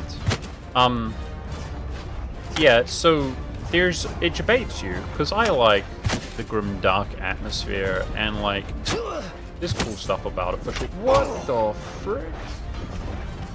That was a first. I didn't think I was moving back there, boys. Okay, we've never fell backwards off the battlements before. Well played. Yeah, so this was the early days of Game of Thrones. Like season 1 had come out or whatever, maybe season 2. I was already turning away from Game of Thrones. But the atmosphere of the game is sick. It looks like crap. Visually, it both looks good and bad at the same time. Like if you were to screenshot, it would look good, but you're walking around like gumpy animations and stuff. The story is just lit. I like it a lot. So, would you guys be down to give it a try? Just watch it like a, you know, like a short film or whatever. Although it'd be long, but for a game, it's a short game. Okay, so this is a serious battle. Let us remember, guys. We've only got 2 catapults, 3 catapults. Is this the spot to be? I think it is. I like this spot. Kill infantry. I'm looking at their quality. It's not exceptionally good.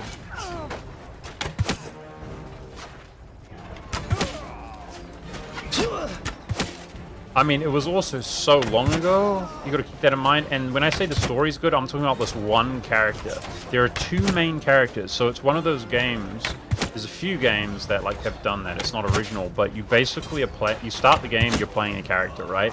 And then it's almost like end of chapter, and then you'll go piss off to a completely different area, and then you start the game Mark 2.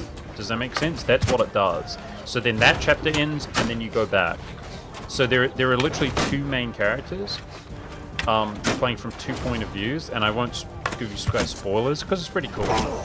But you know, interesting thing happens anyway. The point is, one of those characters he's like just the Giga Chad. He's one of the coolest characters like ever, dude. He's so cool. It's worth watching. Just to see how cool he is. He's like Guts. Like he's literally like Guts, guys. He's like really cool. I mean, he's obviously different from Guts, but in some ways he's like cooler, in some ways he's like worse. But he's a beast. Throw rocks. There's few of them, and my friends will push out and we'll hit friendly fire. So.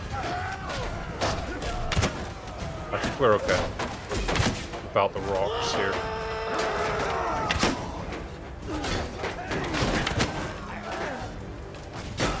Here's their ammo reinforcements. Man, I'm going all the way for this ammo. I don't know where to go. Alright, what if we throw rocks into that pile? I think the gate is fine. I came this way. Yeah, so their quality is not great, just like how I had hoped. We're actually outnumbered here. And this is the scariest fight we've had in a while, but we got this. This rock's there made for throwing. Stone pile? No, there's nothing to throw at, boys. There's nothing to throw at.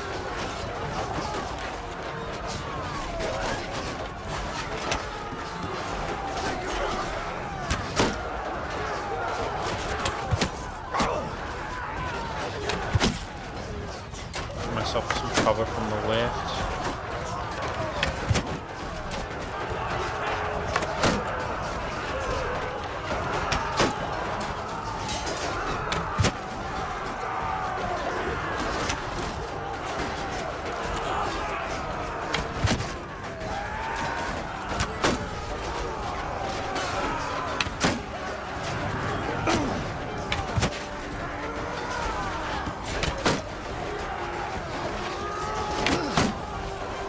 can't shoot in there. I'll just take the kills I can.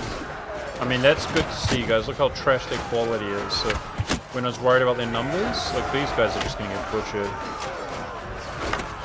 Okay, stop missing.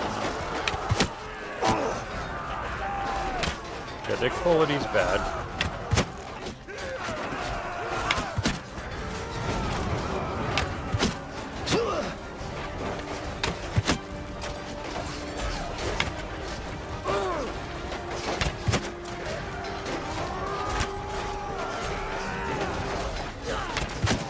Yeah, so I got really mad. I guess we're on the Game of Thrones rant now. I thought when Ned Stark died, that, you know, that's death. That's life. That's death. You're cooked. But I thought it wouldn't do him dirty. Like, I thought the theme going on, and of course, I had no idea. I didn't read the books or anything. There's obviously elements of magic in the game or whatever. So I speculated maybe he could come back or something, but, you know, I thought it would be about his influence of the Starks in, like, this grimdark world. So, you know, he was also a father, and he raised his kids. And then pretty much every kid, apart from Jon Snow, which nothing happened with, proceeded to just be a complete and utter degenerate twat. And I was just like, okay, this show sucks. Next show. And you're literally watching about, like, a woman who cheated on him, basically, before she knew he was dead, with, like, some sicko, you know, manipulator who's, like, a murderer. And it's like, oh, you know, there's nobody to root for, there's nobody to watch. And people call it nihilistic. You win. I don't think it's nihilistic per se, but it's a way to, like, generalize it, maybe.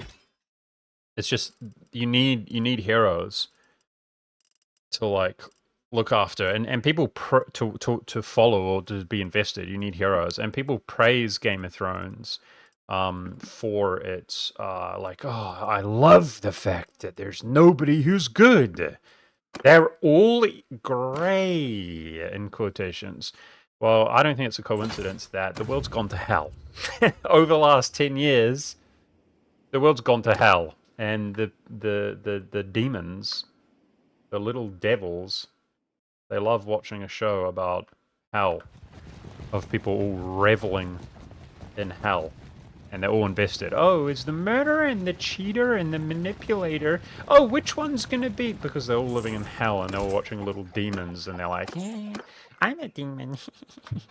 Anyway, it's cooked. I hate the show. The frickin' elder son, whoever he is, the heir, betrays exactly where we started this rant when I said that the royal family doesn't have a choice. You have to do what's right. And the Americans are like, oh, it's terrible. While simultaneously they're like, oh my gosh, we're oppressed, they're rich. And of course, Rob, I think his name is, doesn't do what's right. He fails in his one duty, which pretty much all people of all history of civilization can all relate to, apart from Americans. Of, like, yeah, you have to do what's right for your nation, your people, and then of course it appeals to Americans, and what's more, the show's appealing to American audience, right? And then what's more important than your duty? It's love. So he's in love, so he'll squander his role and his duty and his people, and what happens is that all-out war immediately breaks out, and they all, like, murder each other, and all the blood's on his hands, and that's the supposed good guy. Everybody else is just blatantly going around murdering and raping, and it's like, oh my gosh, bro. It's just despicable. Despicable show. I'm not trying to just hate on Americans, but it's just true. It's written by an American. They just don't seem to understand. I don't know what it is. That, like, when you're put out, guys, like, we live in a world where there is a decent amount of abundance, and, you know, America can have billions of dollars of fraud. Do you know what I mean? In Minnesota or whatever came out recently, like, everybody's been talking about it. And simultaneously, it's not just game over. You know, you can be super inefficient. We have abundance. We have food. Like, most of us aren't starving. Like, all the stuff. And you have education. But if you go back in time, where you just have a bunch of people hanging out, or you could go now, where it's like apocalyptic, you don't have this stuff. You don't have education. You have what you have. Anything you have, anything that you can provide for one another is like beast mode. Awesome. But most people, they don't know how microphones work. They don't know how the TV works. They don't know how the computer screen works. They don't know how a computer works. They don't know how anything works. They don't know if you have to build schools from scratch. They don't know how schools work. So like all these rights that we have, they're not there, bro. And if half of you guys just died last year from the Black Plague, you're cooked. People are just trying to get by. They're trying to eat. That's it. They're trying to provide food. They can't do anything. That's life. And then other people are trying to exploit you. They're trying to come across and exploit you because they're suffering. That's life. That's how life's been for everybody. So this idea where it's like feudalism, it's like, okay, we can't educate everybody, but this one guy is a teacher, and he could teach these kids, a handful of kids. Americans just don't get it, a lot of them, that it's like, that's revolutionary. To have, like, the peasants who will work in the fields and stuff. And there's a lot of, like, honor in that, to provide food so that we have some kids in our nation who don't need to do that. And they can be provided for their whole lives. Not when they're little kids, but their whole lives. And then those kids can be educated. We can talk to them about every topic, their whole lives. They can be groomed and they can be educated. And then those kids can govern over us and make the world better. And the proof is in the pudding. Americans just don't get it. Like, Americans are like, what? According to my calculations, I think you're wrong and evil. But the proof is in the pudding. That system dominated the whole world. Everybody else is walking around with mud huts. And that system builds all of civilization, which you're freaking, like, carrying on to this day. Like, the fact that people don't get this, but... So then everybody's like, well, I want to be the chosen one. I want to be the one who just doesn't work hard. I want to be the one who has some alpha. But it comes with the responsibilities! The responsibilities! Like, how stupid are people? Yeah, okay, so you're that guy, so you're not dying in the mining ditch. Congratulations. But you don't just get to go around and be like, oh, I'm fat and I exploit you. Or do you know what happens? The whole system implodes.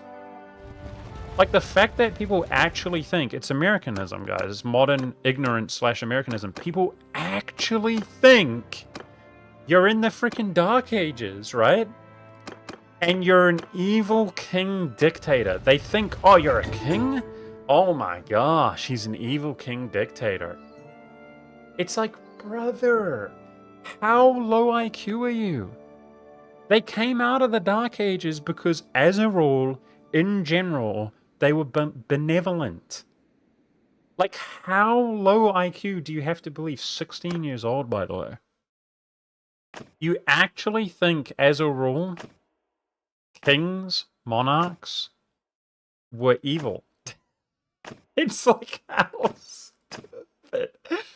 How stupid, bro. And look at the corruption in 100% of governments today. It's like, is there a little bit of corruption, or is the whole government corrupt? Look around the world. 99% of Africa, the whole government is corrupt. 95% of the Middle East, the whole government is corrupt. 80% of India, the whole government is corrupt. 100% of China, the whole government is corrupt. Like, it's 100% of North Korea, the whole government is corrupt. America, 50% of the government is corrupt. South America, 80% of the government is corrupt. Like, how stupid. And they're like, yeah, dude, but kings, where everybody came from the freaking muck. Jeez, dude, I just don't get it. I can't even imagine being that stupid. The proof is in the pudding. Obviously, the majority of lords were benevolent. And when you compare, like, think about, like, Mount and Blade Warband, what we're playing right now, okay, it's a banner lord. What's the difference between this game and reality, like, realistically? There's way more people, right? There's way more people, and why do you have way more people? Because everybody's dying. That's not what happened in real life. Like, you can say what you want, but people weren't just dying. It wasn't just you're born, you die. Like, people weren't just fighting. Why didn't the Holy Roman Empire just kill everybody around it, guys? And just murder everybody and take everything? You know what I mean? It's because they were good Christians. Like, today, it's like most people were like, oh, don't kill them because they're bad. That's not a nice thing to do. You know? Of course it's what happened. And then when they did take an era, they didn't, you know, massacre the people or whatever, they just governed over the people. Alright, let's go for this fort. He just started this. I wonder if we could take this quickly. It's walls level 1. Let's see, and then go... It's 540 inside here. I don't think I can start the camp faster than...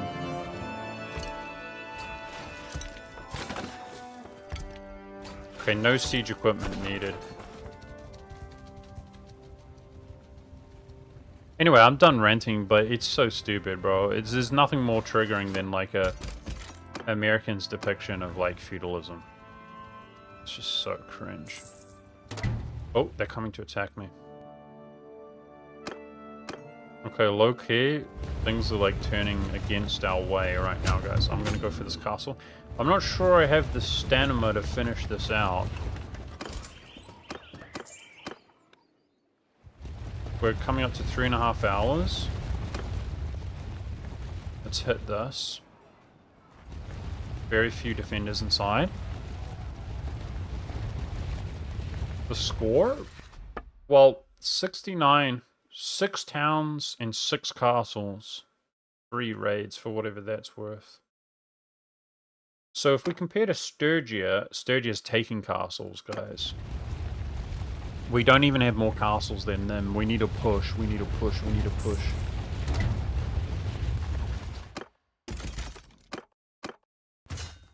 Keep going.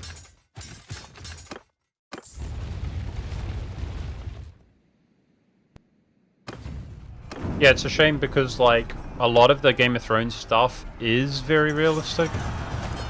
It's actually a really nice depiction of medieval because it's modern and the dude's pretty smart. So it's like the way things are, you know, ordered. So it's a shame that it's like not good, is what I'm trying to say, right? When it's really good in some ways, a really good depiction, and then it fails in other ways. It's upsetting. Oh well. Okay. He's faster than me out in the Yours field. is not a face.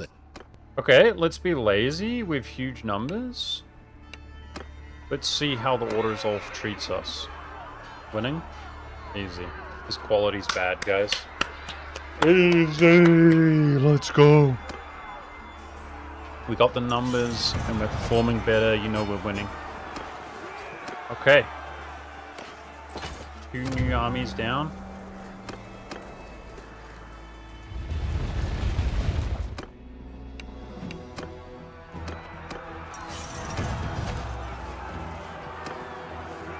Push. Take the castles for the win! Take the castles! Should we dare? We could go even more YOLO, guys, and we could auto-resolve castles. That would speed it up. Let's give it a try. This is Walls Level 1. How about instead of assaulting it, let's really wear it down, make sure they have nothing, and let's try and auto-resolve, okay?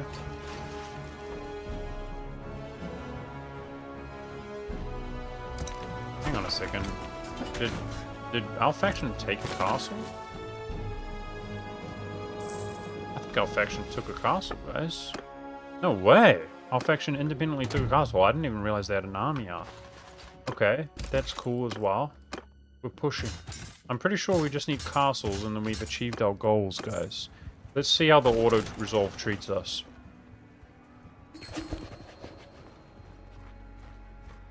I can't decide. So we normally just let it go to whoever anyway. It's fine.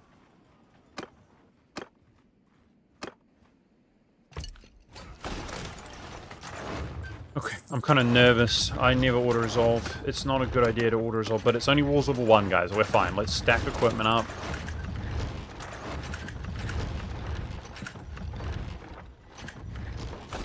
You say modern is because they installed handicap guy as king? No, no, no. It's got nothing to do with that. There were crippled lords and stuff. It's the whole thing. It's everything. It's the vibe. It's the ignorance around it. That's all. I feel like my initial take and rant was very on point and poignant when it comes to Game of Thrones. It's literally the lords and so on all do whatever they want, abusing people, which is not realistic at all. Because at the end of the day, it's the few governing the many. Yet we're trading well, guys. It's just not realistic that the few can just wholly be evil and exploit the many. Like, how dumb are people? You have like the 1 or the 10 or the 100 exploiting the 1,000 or the 10,000 or the 100,000. It's just like, how stupid is it? It's like, yeah, that's not how things go, obviously. And then, of course, the other aspect of that is, like I said, the women. It's like, oh, the humanity. We're treated so poorly. And so they work together because the men in the show, where they're all evil, are all exploiting the women. It's like, well, I'm the Lord. Well, then I get to do bad things to you. It's just so dumb. So then the audience is like, oh, the poor princess. It's so silly. Okay. Let's take a look. So we're on 13 castles here, guys. So we officially are on par with Sturgia, who is the most, apart from the faction we're currently fighting. Keep going. That auto resolve actually worked. How's this castle look for health? Walls level 3. Fewer defenders, but walls level 3. I mean, the auto resolve worked. It's working. No, it does not seem good, but it's time efficient, Conqueror. I'm trying to be greedy.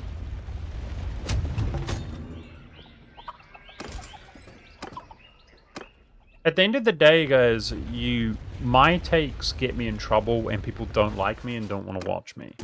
Okay? So it's not a coincidence that the opposite... We're talking about before the failings. We're not even talking about Game of Thrones failings. He makes rubbish and people love it.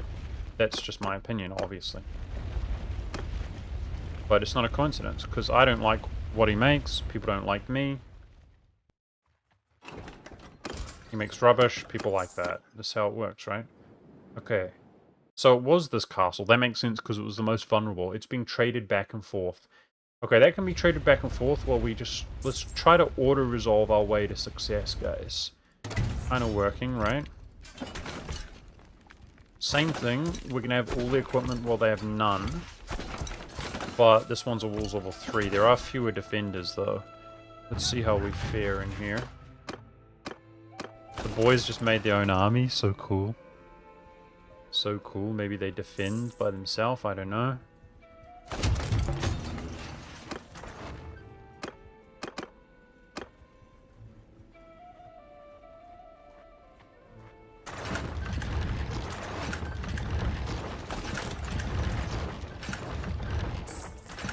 Yeah, I want to make sure everything's up and good to go. We could go further and we could boss the walls. I think some of these towns have walls level 3 and they have a lot of defenders inside. That's where we should go further and boss the walls up.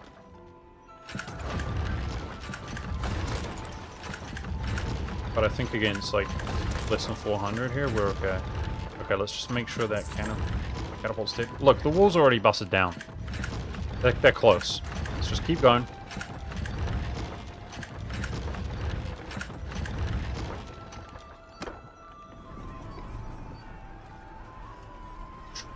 See, it's pretty even.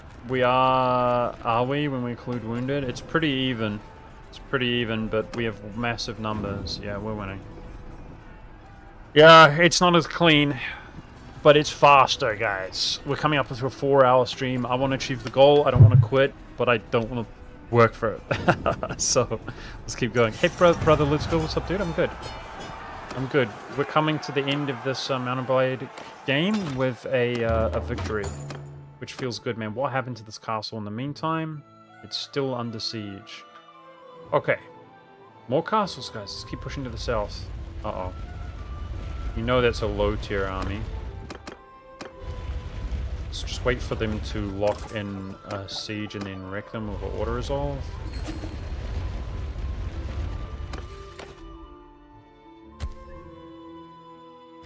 Is that his 5th fiefdom?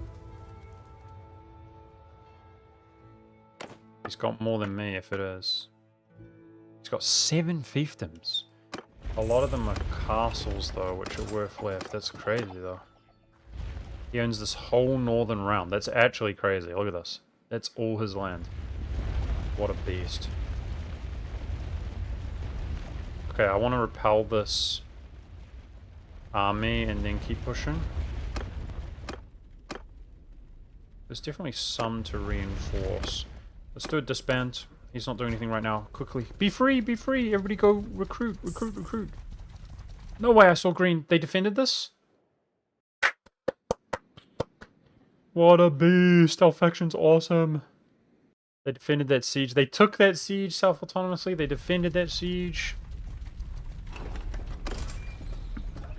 The new empire is goated, bro. Okay, the army went this way. There he is.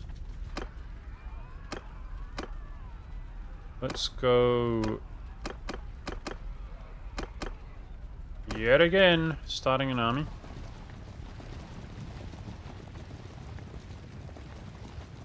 We've got a moment, some time. Check our food really quickly for diversity. Meat's lacking, we could slaughter some animals. Oh yeah, we do need to buy some. Olives, date, beer. Slaughter some animals.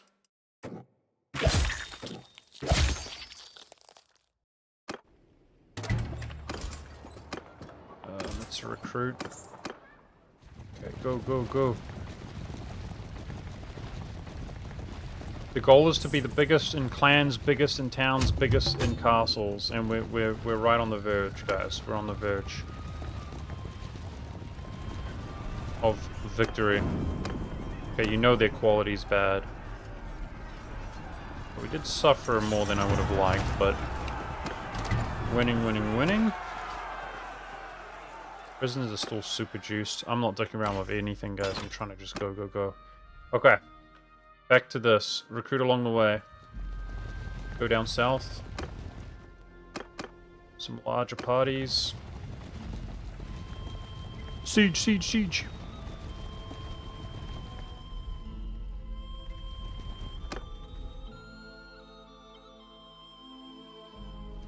No idea how strong that castle is. Look at it.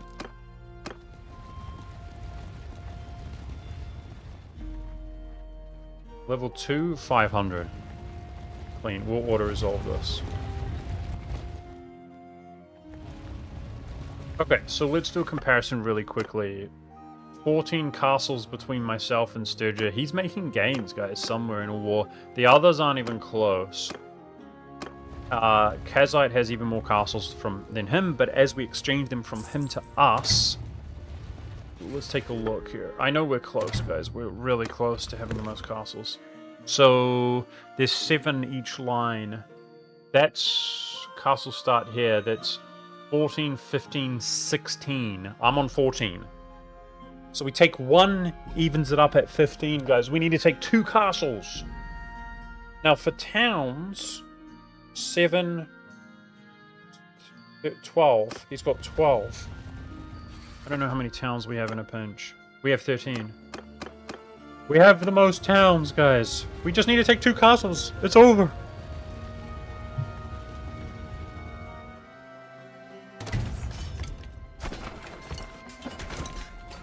Before we lose anything, we need to take 2 castles.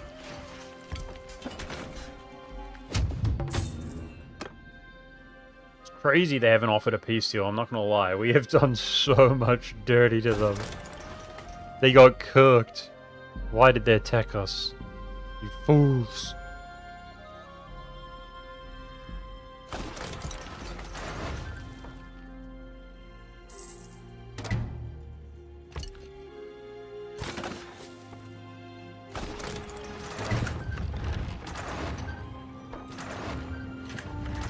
We've almost taken all Imperial land back in the east here, it's sure.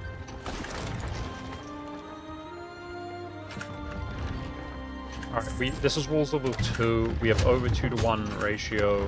Let's just look at how we trade into this. Make sure everything's built up. We're doing it the lazy way right now.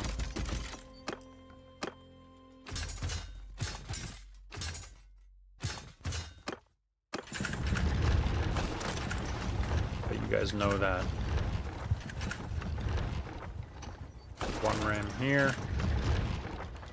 Okay, walls are busted down as well. Okay, fine. It should go well. It's costly doing the auto resolves, guys, but it's just so much more time efficient. We got this. We're on the verge.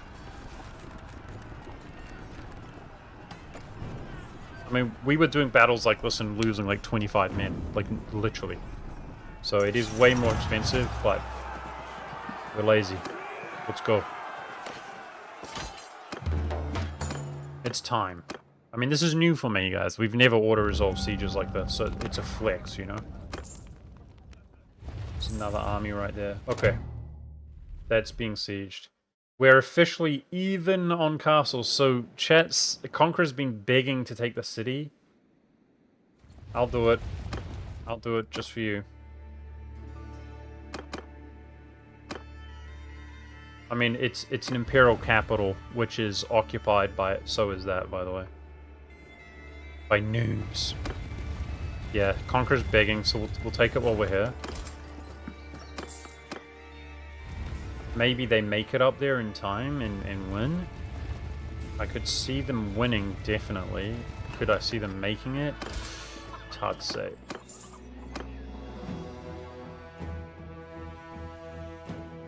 Alright, so we are even on castles, I'm pretty sure, guys. We actually have... Wow, he keeps getting the bits. This freaking clan tier 6 is getting juiced, guys. We're just giving... He's on 8 fiefdoms, right? Kind of jealous of him. We are on 15 versus 14, guys. So if we look at the Sturgia themselves, their castles, 7, 8, 9, 10, 11, 12, 13, 14, 15. All I need to do is to take a castle for the win, so it would probably be that. But just for you, Conqueror will hit this along the way. Now the problem is, if they're successful in that castle, we have to take 2.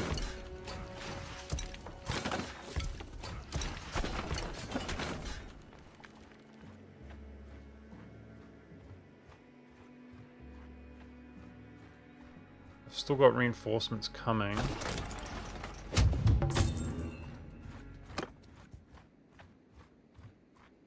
And we can use prisoners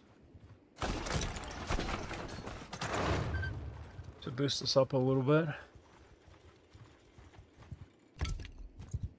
I think they defended, guys. They took a W. I don't see a siege. I think they defended.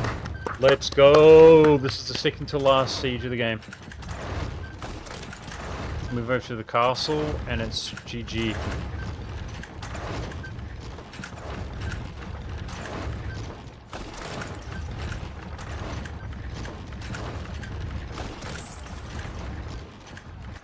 So this is actually a little bit more than 2-to-1, guys.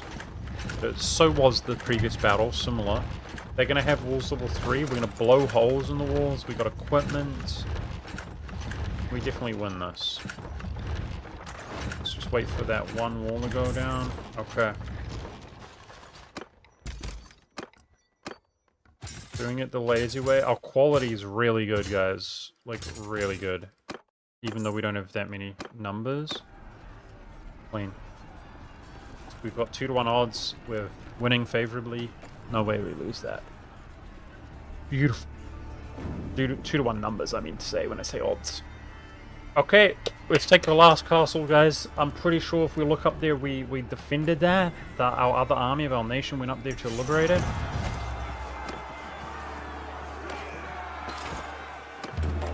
Let me guess, Saronia goes to that clan as well. I'm going to be shocked, bro. He does have the bias because he borders it, but he's so juiced. Like, calm down, guy. You can't take that as well, can you? Alright, for the win here, let's gather more, just in case it's difficult. Recruit along the way. And we're going for this castle. It's just the nearest one nearby. I'm calling it. It's going to go to him, right? No way! Okay, okay. Oh, look at that!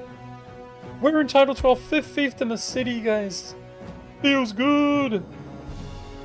Boom. Let's go. We got 4 cities and 1 capped out castle. So as the king, now that we know we're entitled, we can actually do some switcheroo if we wish.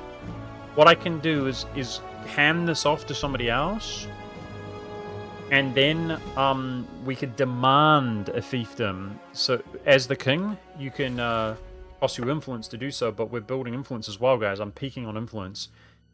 If you go to fiefs, so previously when you can only go to your own fiefdom and you can gift, okay? Now we can propose a settlement up for an election at the cost of influence because we're king. So we can say, hey, that fief, that's not yours. Now, does it mean it goes to us? No, it will just be like any election. But like I said, we're on the list. So what you would do is you would hand that off to go to somebody else, and then we know we're entitled. Let's do it, eh? Let me ask you guys. This is our round. I mean, this is the very end of the game. Hey, what's up, Victor? So let's have some fun with this. Let's try to do this. If this is our round, we've got Zaonica, Onica Castle, Poros, and Lysarion. What is the next fiefdom that you think would be coolest? I actually think Yalmeri's. Look at this, guys. Like we own this like Horseshoe Valley. I think Vostrom is better. But I think this is our nation, guys. Look. Like every village. I think we own this Horseshoe Valley. Okay? So, what we're going to do... This might not work, by the way, but... We're going to go... Beefs, the ones we just took, which is Saronia, or whatever it's called. Gift it to this guy, which is the Hourglass. Saronia. So he's got his fiefdom.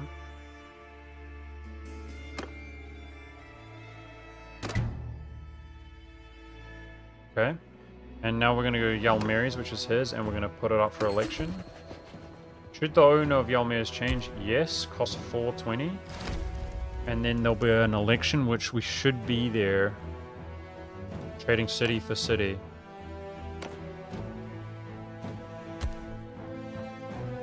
Boom. Paid 500 influence, guys. See, that's what's cool about being a king, guys. You can build your own realm out of your nation, like with strategy involved. That's why, like, I have no regrets, right? Like in the past, we tried to cheese this with fewer clans.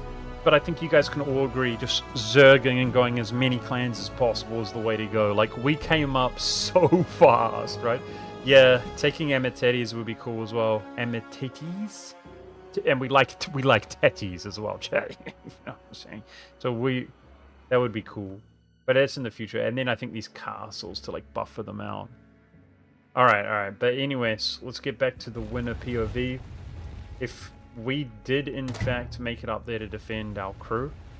So let's take the last castle for the win, guys. Now, this is a Kazite castle. But you can see we already have a village out in this area. It's like, it's on this little mini, like, continent. Do you see that? And culture doesn't matter so much with castles. The loyalty will be fine. In fact, we could simply put a governor in there, maybe. But it's going to be just fine. Let's go finish it off. So it is a strong castle. Walls level 3, 624. But we got this. I've got a couple hundred incoming. This is the castle siege for the win. Okay, I need to take it before they take that. What can I do? Yeah, let's grab some more just in case. You can't do that while you're sieging this, considering it's literally for the win here. This is the first day that we ever auto-resolved the siege. And it worked just fine. Level 36, almost 37. Beast mode.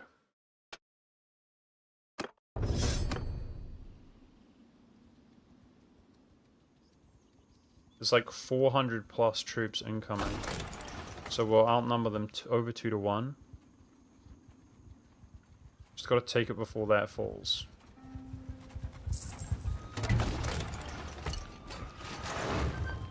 Okay, let's start with 2 catapults at once.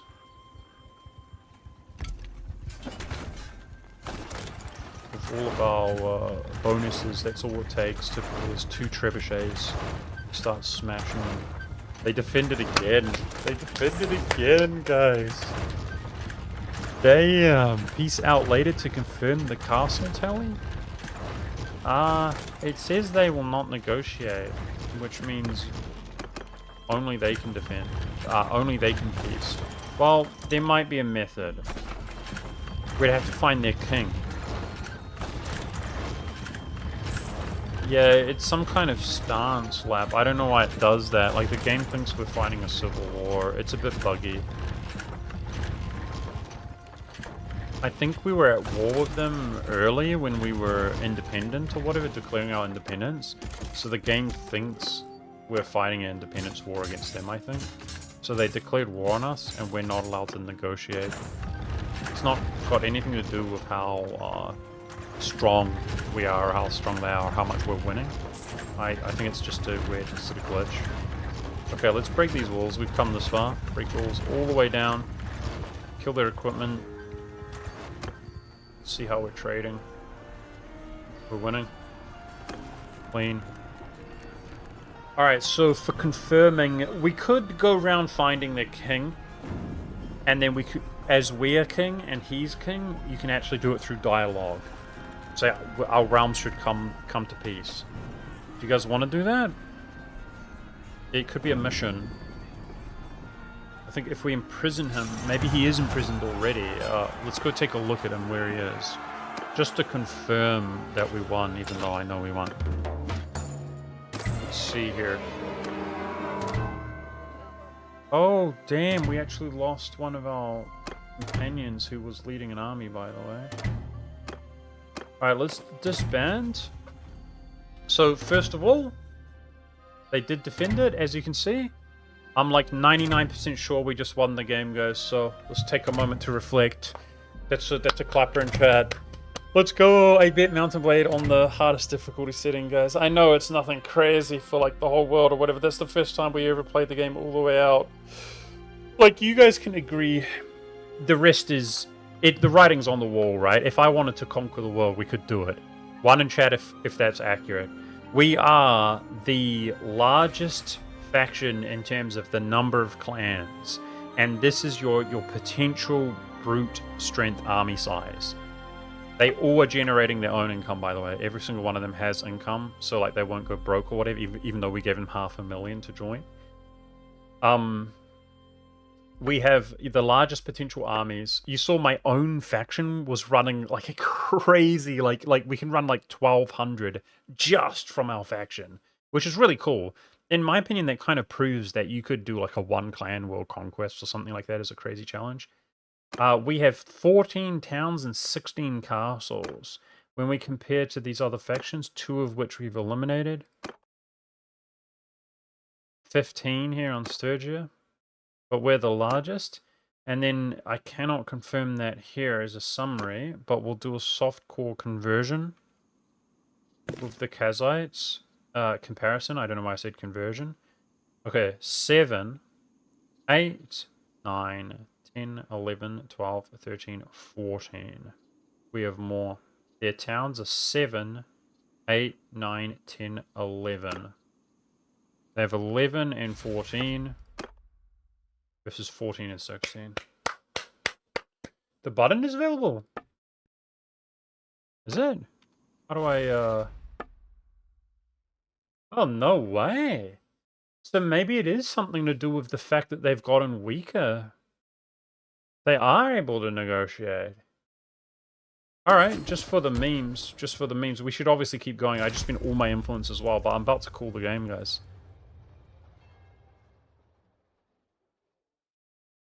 No, it wasn't available before. You guys are cooked. If it was only just a moment ago. You're cooked. It's not true.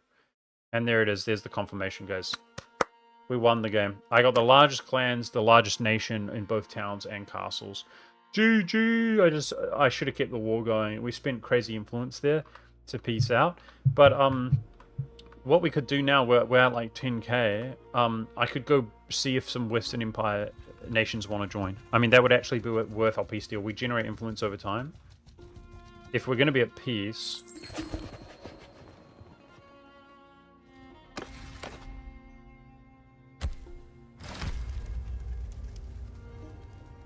We got all this money. The Western Empire, a lot of them still like us. So let's just travel over the world.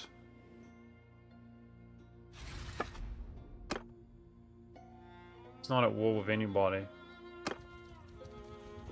Why does this feel so slow? My movement is exceptionally slow. Got crazy hurting penalty. Okay.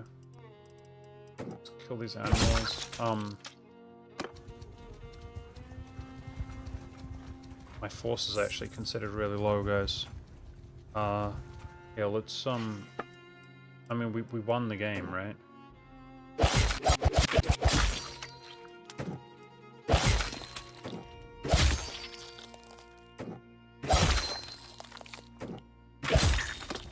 Just speed us up a little bit. I got to recruit along the way. Still a hurting penalty.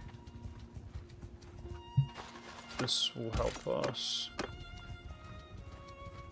Well, we're at peace, boys.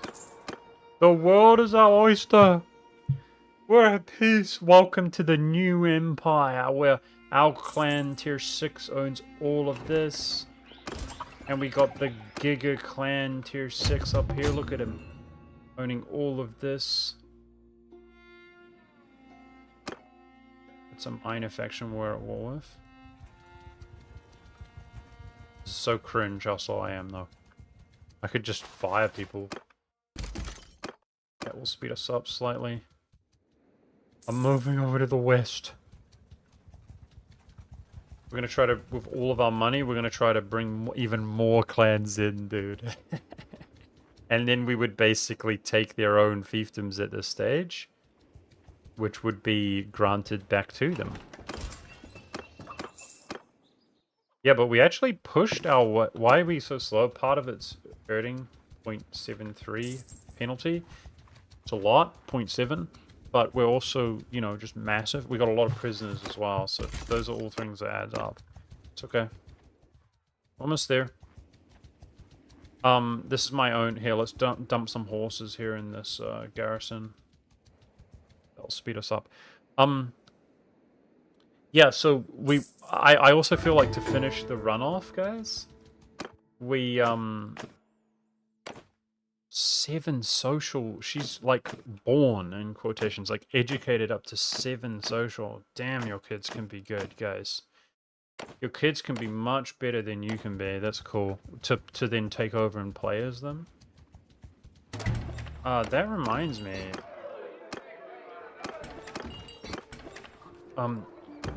16 years old, they're still not playable?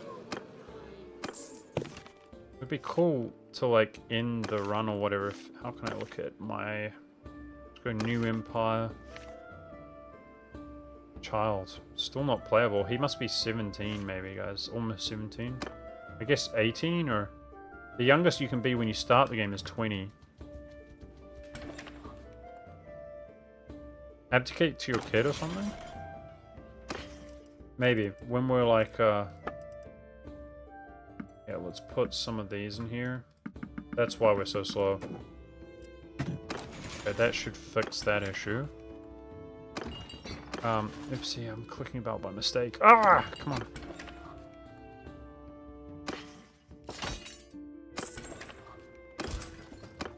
That should speed us up. Still has a hurting penalty, but not by much. Alright, out to the west. Western Empire there. Go, go, go. We're 3.4 now. Okay, let's, Nah, just keep the game going. Internet says 18. Okay. Cool. Yeah, remember you're slow when you're large, guys. It is what it is. 3.4 is not as miserable as we've been, though. Yeah, for me, it's a big win that we got a new fiefdom, guys, like flexing. So, rinse and repeat, guys, right? The idea would be to take every Imperial fiefdom, obviously. There's like 1, 2, 3, 4, 5, 6, 7, 8, 9, 10, 11, 12, 13, 14, 15 more. And I reckon we could do the switcheroo like we did already to get at least one more, which would probably be Amatera's. And in that case, we're comparable. In fact, we would. We would have the equivalent of the entire Western Empire or another Imperial faction under our own banner. So cool. Okay, let's see. I want to find the leaders. Desporon. Let's look for a bunch of them here. Just hit up their fiefdoms. Because we're about to have 10 mil and we got nothing to spend it on. But they're at war. Let's keep our eyes peeled for them. So Desporon is one of the leader of their clans.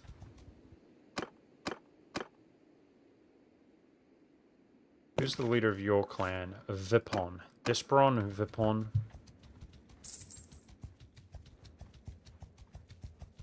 I seem to remember that name being familiar, like he was leader. Freyados. Desporon, Vipon. That clan owner is Battanian, I remember him. Okay, we're traveling too far away. Come on, let's get more clans, because the clans are what make you so powerful, guys, for real. Like the army strength. They run parties each. And one thing that we haven't done, which I know is possible, is to pull somebody with their fiefdoms in KROTOR. You can actually have somebody switch sides with their fiefdoms, but they have to not enjoy being under their current leader. What was that guy's? Vipon? Desporon? KROTOR. These are the characters I'm looking at on the map as we travel, but I'm hoping they're in the keeps. Come on. Desporon, Vipon, KROTOR. I don't see them. We're not running into anybody. This is Garros. He's still alive, 61 years old.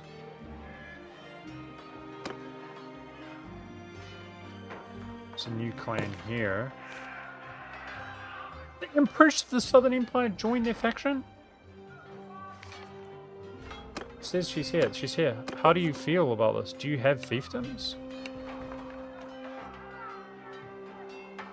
Archeones.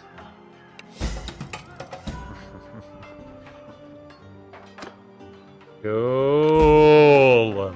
Let's go. That's got to be a clan tier 6, right? Oh my gosh. Clan tier 6, guys. Yeah, bend the knee, woman. Bend the knee. She was the empress. We are the emperor now. That's right. Now welcome. Welcome. It's time to juice her up again. Okay. So that's her clan. Who's Jastian? Battanians, don't care about them right now. Jastina? Well, don't see anybody else. Desporon, Vipon, KROTOR, Jastion or something. Wasn't the guy up north who I said, I think that's a name I recognize, wasn't he called Jastion or something? Well, that's an epic place to end, isn't it, guys? We just got a clan, tier 6 clan to join. And it was the previous Empress of the Southern Empire. So that's 7 more members in... That's 7 more potential parties. Because a clan tier 6 can run themselves plus... How many parties? 5. That includes yourself. Yeah, so 5 parties. Yeah, while we're at peace, let's just do this. Max ourselves up. And they can go around recruiting. Alright, one more look around, guys. Gestion, Disporion, Vipon, Protor. I'd love to be able to pull somebody who has a fiefdom, like to just switch sides. That'd be so cool. Keep looking. We just leveled. Two-handed is getting maxed. That's crazy. I thought I saw Gestion up here or whatever.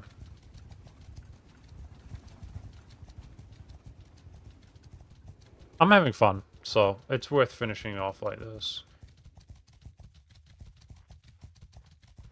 Check out these towns. They're fighting up here, a war against Sturgia. That's where a lot of them probably are. Whoa, they'll switch position. Anybody? Damn it.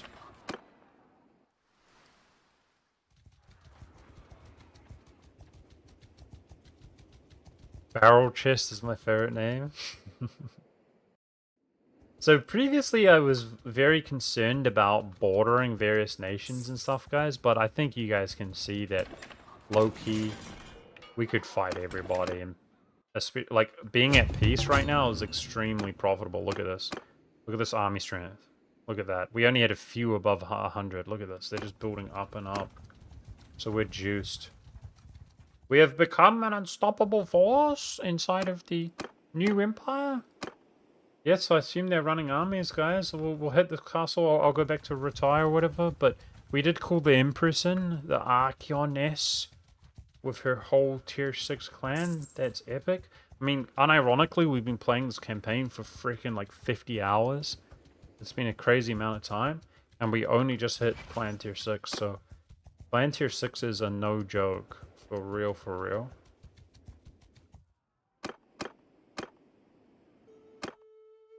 And to get +1 in the faction is awesome. As long as they have enough members, more members than parties. They bring 5 parties in unless they have 4 members or something. I guess they can die from old age and stuff. Which makes us way more powerful. Wasn't Cassin on one? No, it was Crotor. Frick! Well, they must be out in the field somewhere. So we're going to call it there, boys. That's a great place to end another clan tier 6. I would do just this. The whole nation is building up. Obviously, we should have kept pushing for that war while it was a 1v1 and we were winning. No worries. In this case, obviously, we've got like infinite money. I don't even know what to do with it all. Influence is building back up. The quality of us is just building back up as everybody's going around recruiting. There's only 4 parties in the whole game which are under 40% strength. Everybody's peaking, and yeah, I would do that. I'd keep going around finding these clans to pull them. Maybe they're in there, eh? Interesting. One last check, guys. One last check. If we can find the leader of that clan, this might be the opportunity to pay him and bring his fief to switch. That would be so cool. I was going to take that, but then the Kassites attacked us, if you remember. So, we won Mountain Blade, guys. It's a great feeling. So, just like XCOM, I'm XCOM'd out, and we're going to try XCOM 2 at some point, probably. But if I was to ever play XCOM again, it would be long in the future, and it would be... They want to do war against Flandir, guys. Alright. It would be with some kind of challenge or something, right? Because we've beaten the game. Even on the hardest difficulties and so on. And we're in the same boat here with... Oh! It's the leader! Come on, please don't like your lord! No way! +1 fief, +1 clan! No way! We just bought the clan. How much does it cost, guys? What clan tier is he? Tier 5? Another W to end on. We pay 1,200,000. We'll pay it. I got 800. I got 8 million plus with nothing to do. Take it, buddy. Wow, we just switched.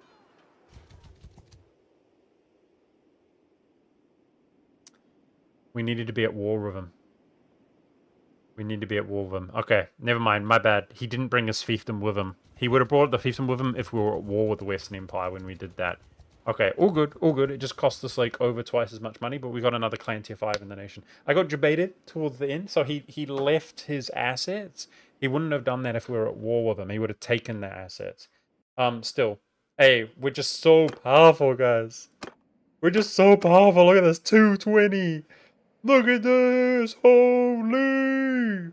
Holy. We're so powerful, dude, as a faction.